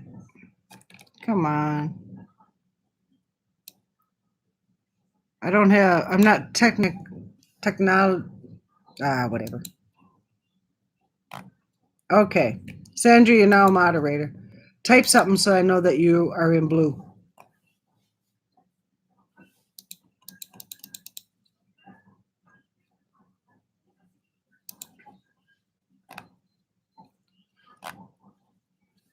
Oh, my computer's being slow. Okay. I've got to close out some tabs. There we go. Okay. I got too many tabs open, because I was watching a Crystal Begaday video with some yarn review and I got 40, 50,000 tabs open. Okay. And I know not to do that. Okay, there we go. Yeah, Sandra, hope you have a great day, a good day, and I did make you a moderator, so I know it seems like I got a lot of mods, but not everybody can make my lives. I do Sunday morning lives at 8 o'clock Eastern, and a lot of people can't make that. And so I always want a couple mods to be able to, pew, pew, pew, or to drop links for me. So, yeah, Frenchie's a mod.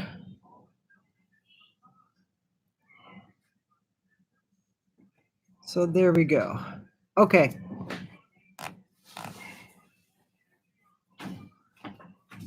So I'd mentioned earlier I had 10. Next time, say Lorna Doones. Oh, okay. Shortbread cookies. Lorna Doones. It's what's for breakfast. Knuckle sandwich. Hey, can you pour me some coffee? Please, please, please, please, please. Sit down. I just got back. My head's about to explode. All right. Sit down and rest and then. He's got a sinus earache thingy going, so he gets dizzy. He went to the doctor. They gave him medication. It's his first full day on meds, so he slept better last night, though. So is everybody still here?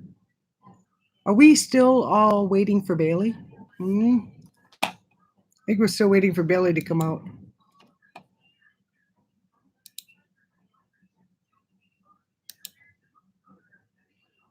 Okay.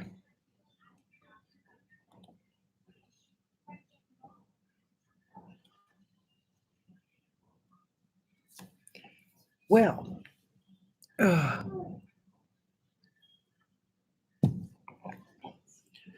Okay, so other than that, let's see.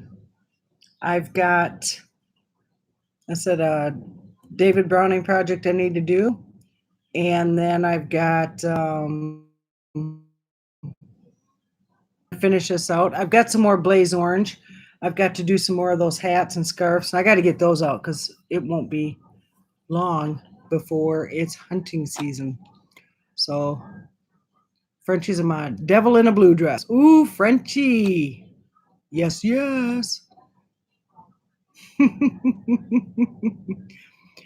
Bailey's back. She made it. Yay. Maribel is here. Okay. Cindy's here. Ingrid's here. Okay. I was trying to, somehow my computer glitched. I went back to the top chat and I was trying to get back on live chat and I want to make sure I didn't disconnect myself or something. So, am I blue over you? Aren't these tears in my eyes telling you? Oh, David. David's singing to me. Woo woo. Thank you. Ooh, PJ, you're working like way too technical. Trying to send emails and stuff and now working on a spreadsheet. Wow. AJ, we'll see you in a bit. And Bailey is back. We were tapping on that bathroom door. Did you hear us? Did you hear us? Oh, Cindy needs to do a yarn review. Oh, I'm glad you're having fun here, though. Woo woo. Yeah, I'm doing this live as a 10 yarny video thing. And then let's see. Oh, I've got Happy Mail. I've got to do that video, and that's with V's hooks. And I got a yarn, a ball winder. I got a ball winder. Yeah. So I've got to do that video. And I don't remember who's live, but I ordered the brand name that they said, and I'm going to take it and I don't know. I thought I'd have fun with it, but we'll see. Nope, she likes her privacy and won't open up for anyone. Okay. Oh, in my house, it's like, yeah, everybody goes in and out, da da da da da. But bathroom's a busy place. Very busy place. I'm going to have some Lorna Doones. Woo woo. Yeah, wine baller. Yep. So I've got to make the video on that, and I'm not sure how I'm going to do it. I got to, when my son wakes up, I got him look at my camcorder. I got a camcorder and video recorder, whatever, and I can't get it to turn on. So I'm not sure what's going on here. It's plugged in. It should be taking the charge, so I don't know.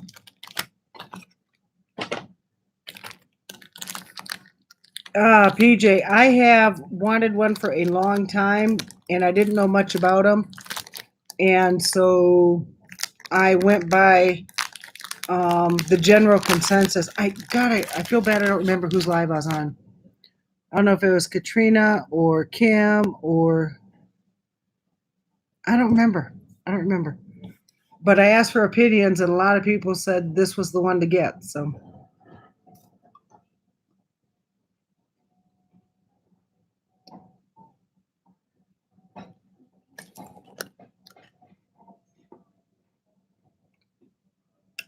I took that medicine. I have an inhaler now, and it leaves a horrible taste in my mouth. That's why I wanted the cookie. Ugh.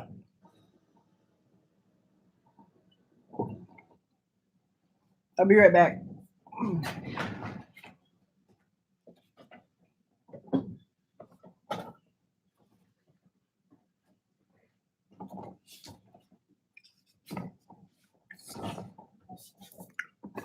Okay.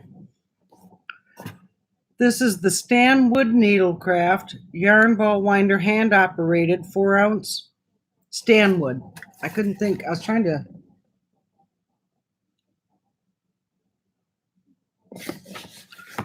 So, and I ordered it off the Amazon. Now, Frenchie, I was looking at loops and threads, and people are like, no, no, no, do the Stanwood. And I'm like, okay. I don't remember how much I paid, but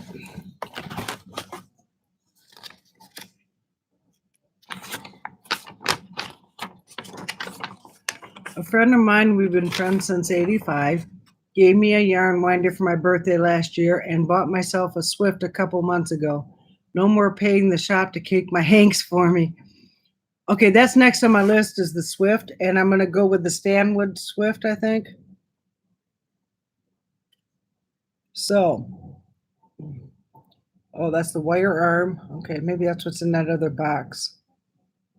I've never used one, so this will be interesting. I'm going to have to watch some videos on that. Okay. My mountain is getting higher. So, there's a piece of it.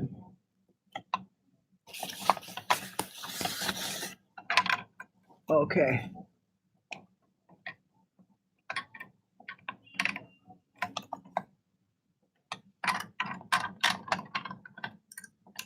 Wow, okay.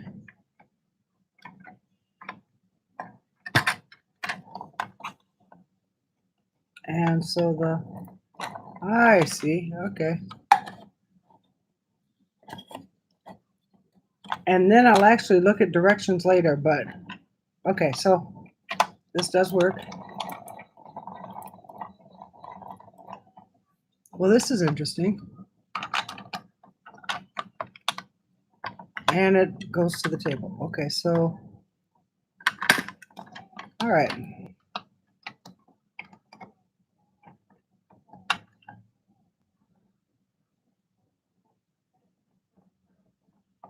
Well, that will be interesting. What's in this other box then?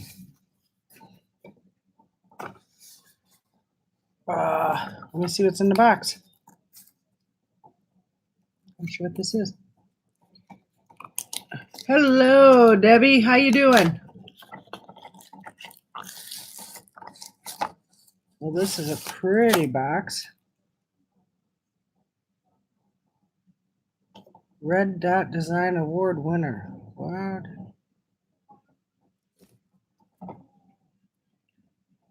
Replaceable nozzle.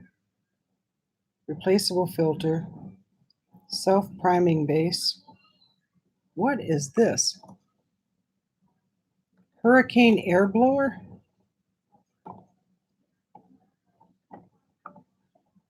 That could not have been part of my order.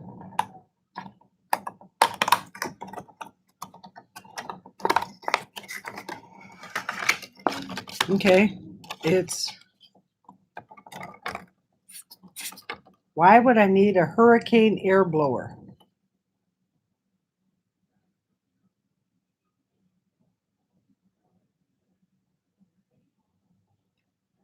For cleaning lens, sensors, reflectors. I wonder if my son ordered something I didn't know about it.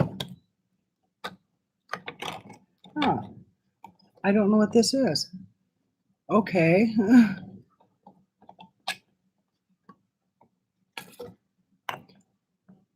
No more, yeah, okay. So Frenchie said it works fine, but it's not a practical construction. Okay. AJ has a Knit Picks 4-ounce right now. How's that working, AJ? You were promised one, so you're waiting to get it. Okay, Bailey. And Cindy got a winder and a Swift. This is a lens cleaning cloth for camera life. Okay. I wonder if that's my son's.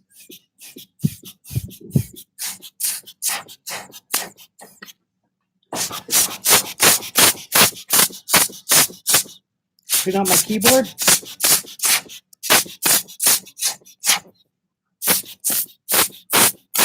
Okay, what's to clean out a keyboard?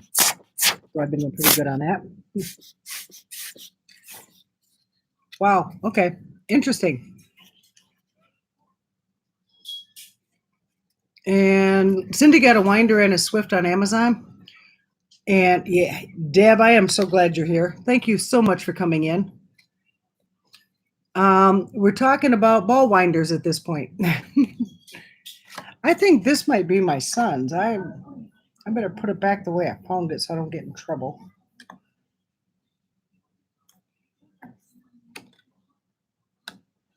So that would be this would be this, right? Yeah. Put it back in the box and I don't know. That'll be interesting. So it's in a fancy box, so for a little device that blows air, it's pretty fancy schmancy. Well, what's this?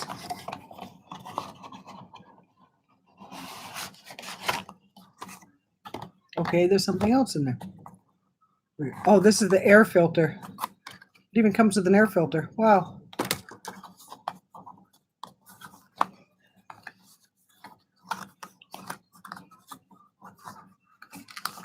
I don't want to tear the box open, but that's kind of the way it's looking.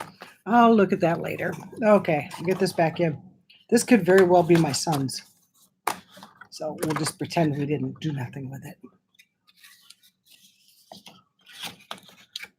There we go. Now he'll never know. Voila. Yeah, that looks pretty fancy, doesn't it? Amazing. Okay. So back to the ball winder. Ugh. And this is like the tension. Fastened and loose. Oh yeah, that's kind of like a tension. Okay, so it does turn.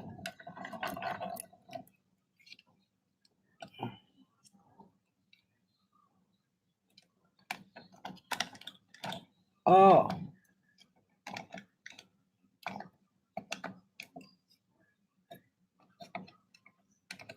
Okay, so this button down here to hook it to the table.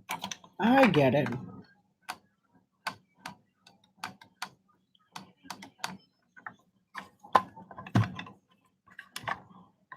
Kind of need a thinner table. I'll figure it out when I get upstairs. I got a thinner table upstairs. Yeah, I wonder if my son ordered it for my keyboard. I know he came down to fix my computer one night and he wasn't too happy with me, so.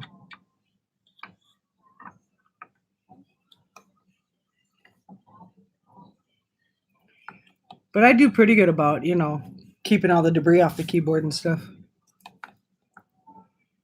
PJ, if it's in your name, you can open it. Yeah, that's true. He doesn't fuss at me too much, though. He usually open it and show me anyway, so.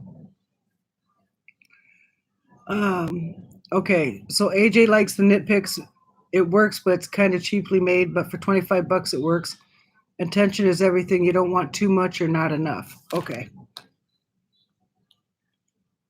Yeah, I looked at that nitpicks and everybody kind of raved over that for a while, but then it just kind of disappeared when people started getting it. So they weren't raving as much about it. I don't like to buy things because of brand name.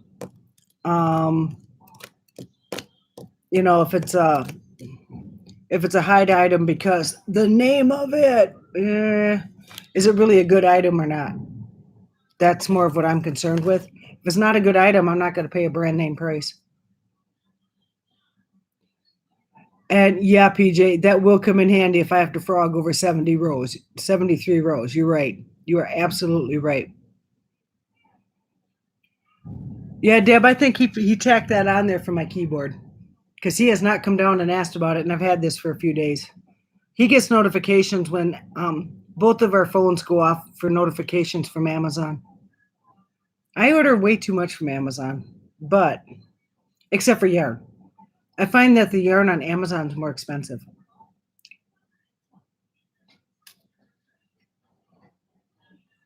Hey, Karma. No, I'm not giving you a treat. You didn't bring me coffee. Go wake up your daddy. Karma's the cat. Go on. No, no. Go see your daddy. Hey, John. Okay.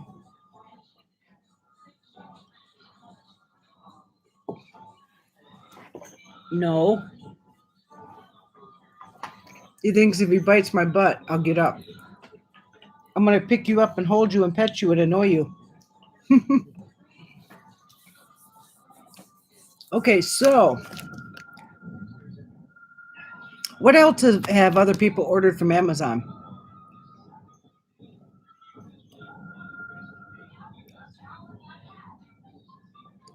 Oh, Debbie, your dad's name was John.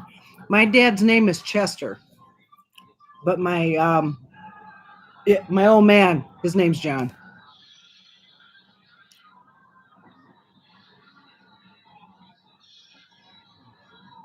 I'm reading back, make sure I didn't miss anybody in the chat. Now, this has been a lot of fun. What I thought would be kind of a quick 10 non-yarny thing, and I ended up talking about yarn anyway.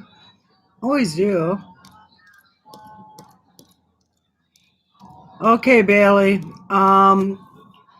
If you don't go, you'll never get projects done. So I'm going to say bye to everyone and wishing everyone a glorious, happy day. Oh, thank you, Bailey, for stopping in. I appreciate you being here, and I look forward to seeing more of your content. And don't overwork yourself. Don't forget to it's Friday. Take the time, put your feet up, kind of chill, relax, woo-woo, Take it easy, and I'll see you on the YouTube streets, Bailey. Mwah. All right, Frenchie, clover hooks. I've heard of the real ones. Okay. And Cindy and Deb are hugs and loves to Bailey.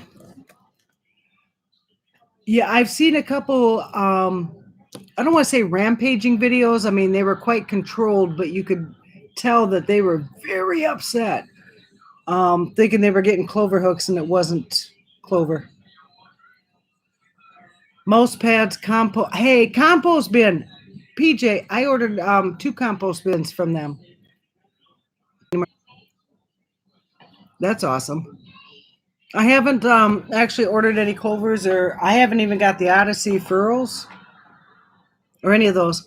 I've got the furls, the wooden ones, and those were by, let me think, Mary Maxim. And that was 2 years ago, 3. But Mary Maxim had the wooden furls, and they went to a ridiculously low price. So I went ahead and pulled the trigger and got them. I'm glad I did, because now they're really almost like $20 a piece. I didn't pay that much, not even close.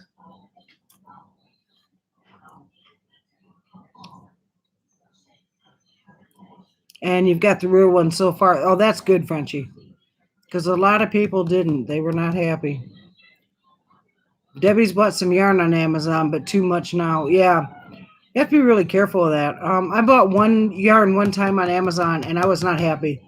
Good thing I only ordered 2 skeins, but oh man, it smelled. It was a horrible chem smell to it. Ugh.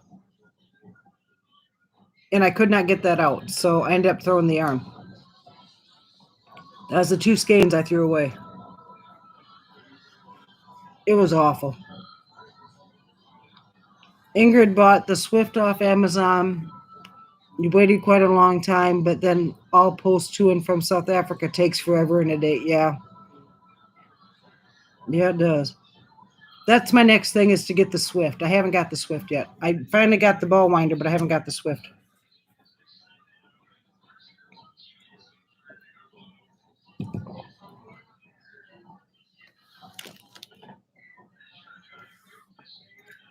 I've got a couple hot messes of yarn I need to get balled up. And then I've got some hanks, but I haven't got those out yet. I've got a couple hanks from Expression Fibers, Shandi, and it's red. It's beautiful. Oh, I've got that like tucked away in a secret hiding spot. I just love watching her videos, and I want to knit. Now, when I was young, I could knit and purl, but then I got away from it. So you can imagine the skill set is like so rusty, it's unreal. And so I'm going to watch some videos, and I'm gonna start out with a scarf. Then I'm gonna go to the hat, and I want to do the knitting. I'm gonna watch the Shandi videos because I throw the yarn, and I want to learn how to like speed knit. You sent Daniel something July 21st, still not there. Frenchie, I'm in Ohio, and Linda Simpson, I sent her winnings from Granny D. It was 44 days before it got there. It sat in Chicago for 40 days and nights. Wow. I was trying not to freak out. I was so upset that she had to wait so long for it. Okay, Ingrid has an Amazon wish list, and only because Lisa told me I need to make one. I didn't know about wish lists and things when I started out my channel. She really coached me a lot. So grateful. Oh, that is so sweet, Cindy. Ingrid, that's sweet. I've got a wish list, but I haven't made it public. I don't want people to find out what a weirdo I am right off the bat. Give them a year and then they'll, oh yeah, she's weird, but that's good. You know. Debbie's like, I would love the Swift. I have 4 or 5 Hanks. Yeah. I've seen Crystal on Bag a Day. She sits in her chair and then she brings her knees up, her feet on the chair, and I can't get my feet on the chair. No, I'm lucky if I can put on my own socks and shoes. On a good day, I can reach my feet. Since I've lost the weight, though, I've been able to bring my foot up, but I can't sit like that. Back in the day, boy, I could, but not anymore. Frenchie said not from Chicago. Oh, Canada to UK. That's right. Well, here I put all the blame on Chicago. Ooh. And AJ saying, hey, Deb.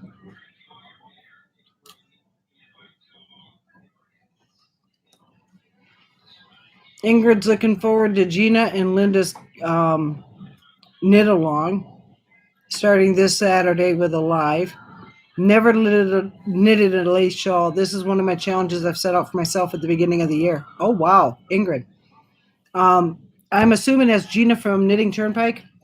I love Gina. Her work is just, oh my gosh. Her and Linda both, actually.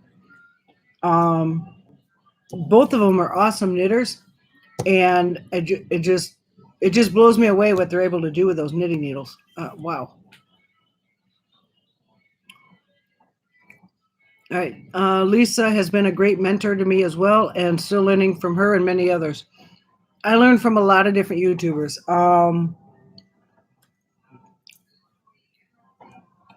Your true friends know you at your best and at your worst and can't tell the difference. Yeah, that's very true.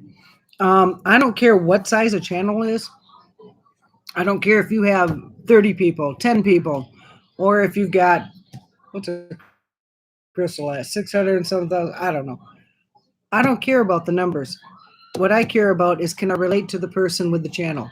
Am I learning something? Am I inspired?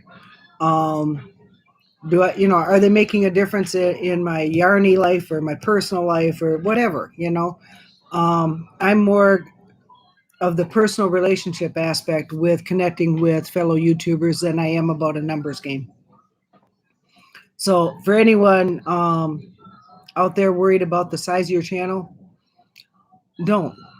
Just be yourself, be your own channel, and just reach out and do what makes you happy, Now, if being monetized and having those numbers, getting monetized, that's your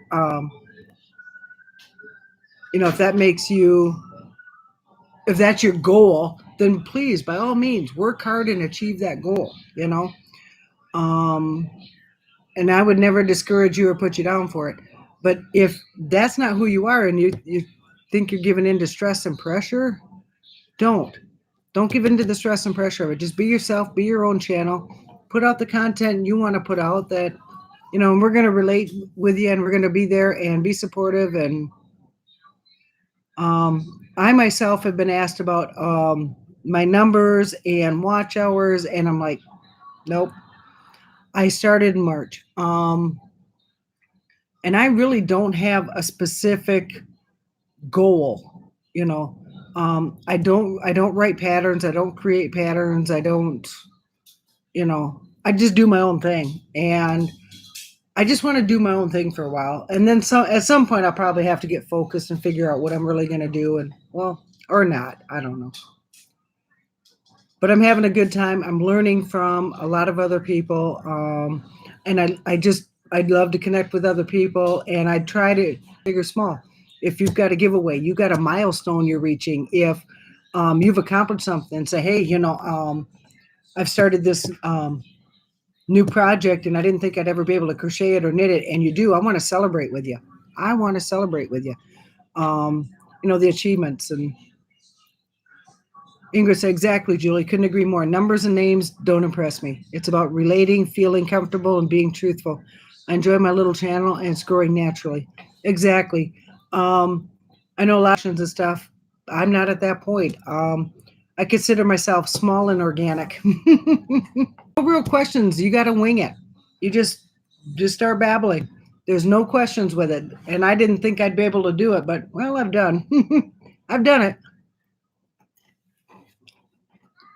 And even though I'm live, I went back to Yarny stuff. So now I got the Lorna Doone shortbread cookies. Do you know those are my new favorite? Non-Yarny thing.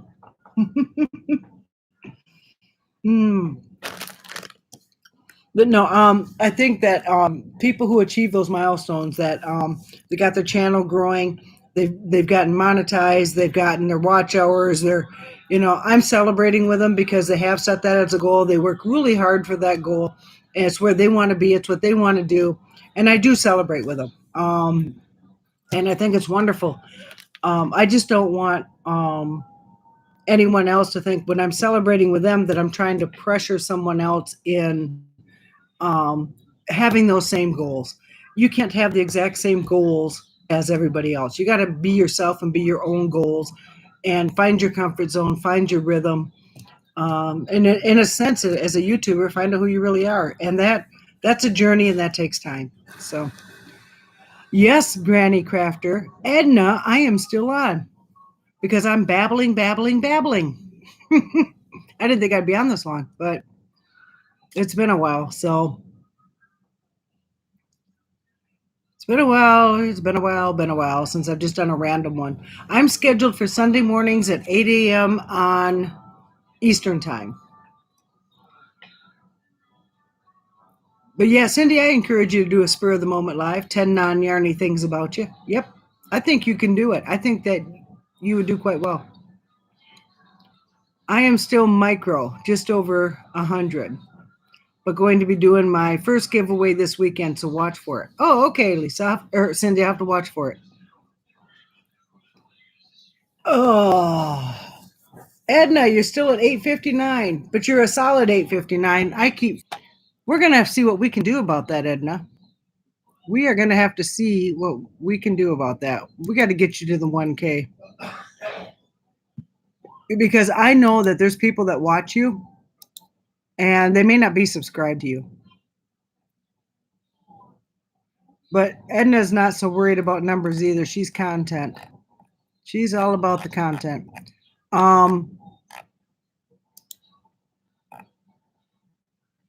Now I lost my chat. Oh, come on.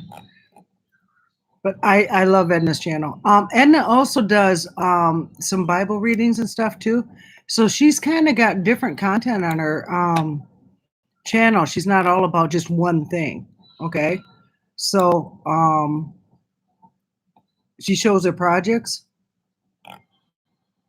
I love the projects, different things that you're working on, and she chit chats but she does the Bible readings too, and she for those that are interested in that, and I've popped in for those. Edna, we love you.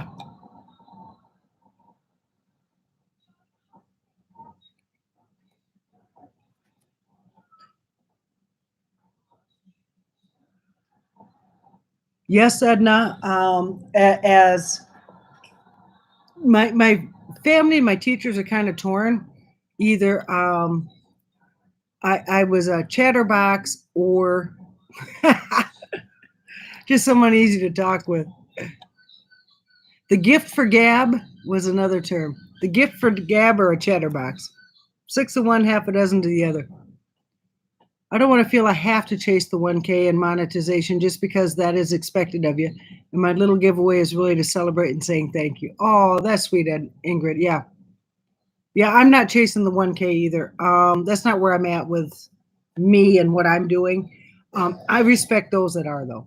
I do respect those that are. They want that community tab. They have goals. And I am full 100% support of people having their goals. And I'm cheering them on. To reach those goals, because you want to encourage you want to encourage everybody to reach their goals. But I sometimes there's a little backlash and reverse, like some type of pressure, and it's like, this isn't a race. This is not a competition. This is not a race, And if you're approaching it that way, you're going to take some of the fun and joy out of your own life, out of your own YouTube channel. So, hey, Edna, granddaughter's wedding this weekend. That's right. And I hope the weather holds up and it's a beautiful day, Edna.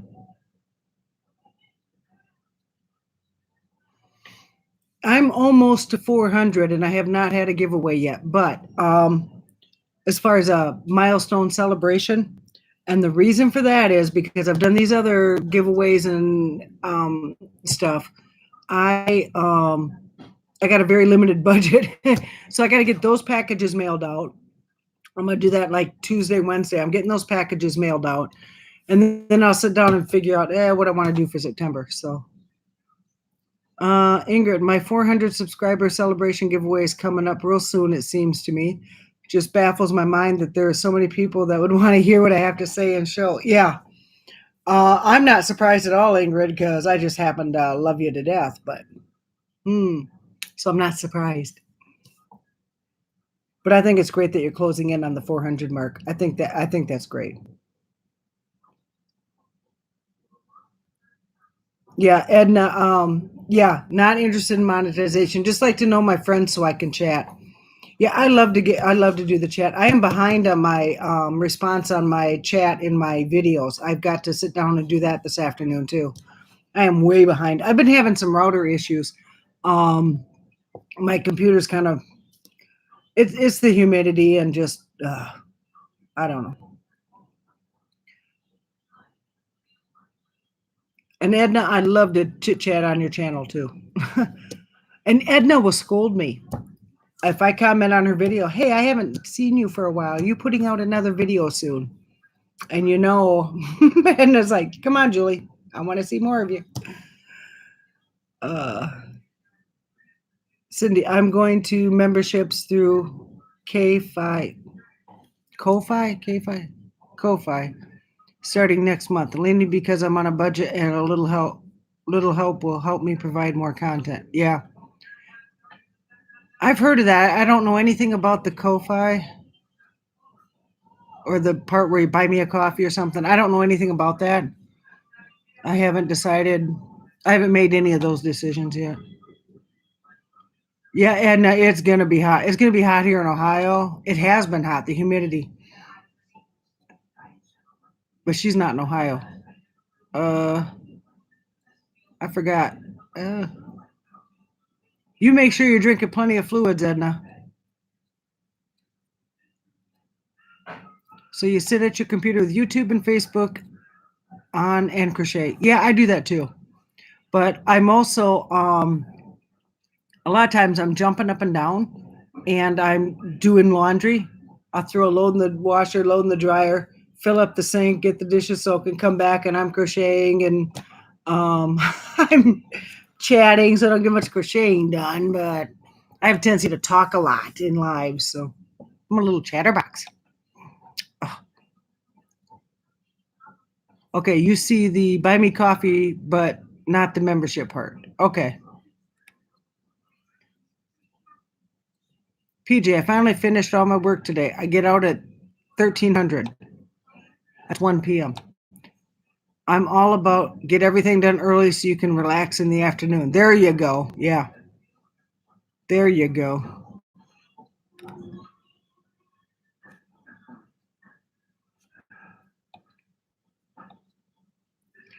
And Ingrid said, "Oh, thank you, Julie and Cindy. I love all of you so much. Just the other day, I told my son how blessed I am to be part of this community and to be accepted by all of you, me being from South Africa. Oh, location, location, location. Doesn't matter. I don't care where in the world you're at. It's just, it's just amazing. I remember growing up and, if you got something in the mail with your name on it, wow, you know, you got a letter, had your name on it, and the siblings gather around. What does it say? So the letter campaign, mailing out letters and cards, that was a big deal. And now with modern technology, it's kind of a lost art form. But to be able to, and a lot of people grieve over that, but to be able to just flip a switch and you can talk, to anybody in the world. Here I am in Ohio, United States of America, and I'm talking to like David in North Carolina, and I'm talking to Ingrid in South Africa, and basically at the same time, it's just wow, mind blowing, mind blowing. Edna, I made my wind spinner from a mandala cake. That I sent you. Oh, it's so pretty. Okay, I'm gonna have to watch a video on that, Edna. I like to yarn bomb Edna. She's one of my favorite. I don't want to say victims. She's one of my favorite people to yarn bomb. Woohoo!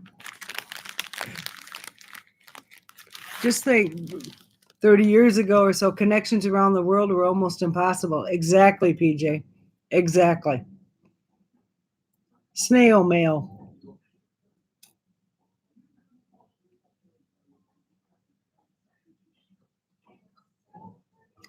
But then the disadvantage of all this technology, the art of letter writing is kind of being lost.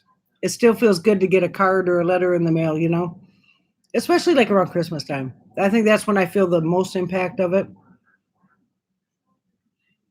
The Christmas cards, because people do their Merry Christmas all over social media. So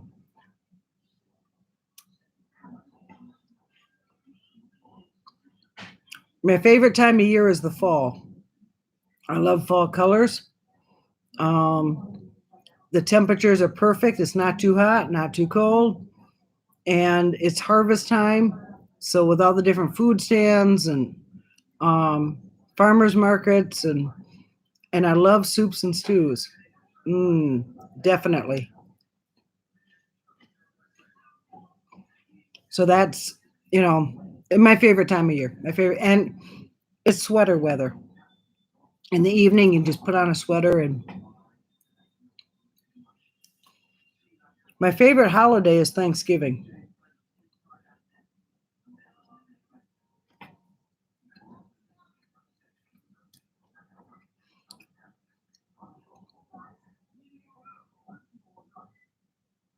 I have a virtual P.O. box. All I want is postcards from people. Oh, okay. PJ sends cards for birthdays, anniversaries, and Christmas. Yep.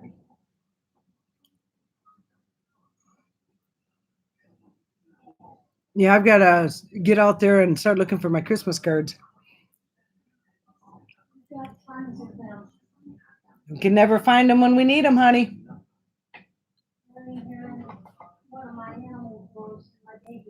Oh, they're in your room? Then we don't have them. They're lost in the abyss. The Bermuda Triangle. Well, I needed 40 of them last year and you didn't have them. Don't buy any. I'll get them out at Thanksgiving. They'll sit You there. can have any of them you want. Wayne's got all our garden put up for this year. Deer season coming on soon. Oh, yeah. Definitely, Edna. Lettuce. I love venison. Yep, I definitely love venison. Excited about that. I saw see if my sister can send me some venison turkey. All right, I am thinking about going ahead and letting everybody off here.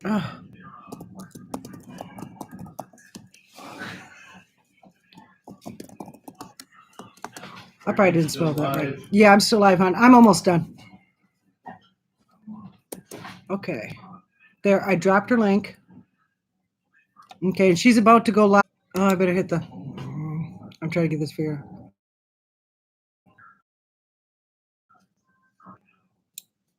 All right, so let's go over there and do a hot bean raid, a coffee raid. Woo woo. And thank you, everybody. And you all take care. Have a great day. Have a great weekend. Frenchie, Ingrid, I'll see you over at Ursula's, okay? Everybody else, if you want to join us over there, and we'll try to give Ursula a hard way to go. I mean, a good time. All right. Bye, everybody. And thank you so much. I appreciate each and every one of you being here. I've had a great time. Thank you. Thank you. Thank you. All right. Bye-bye, folks.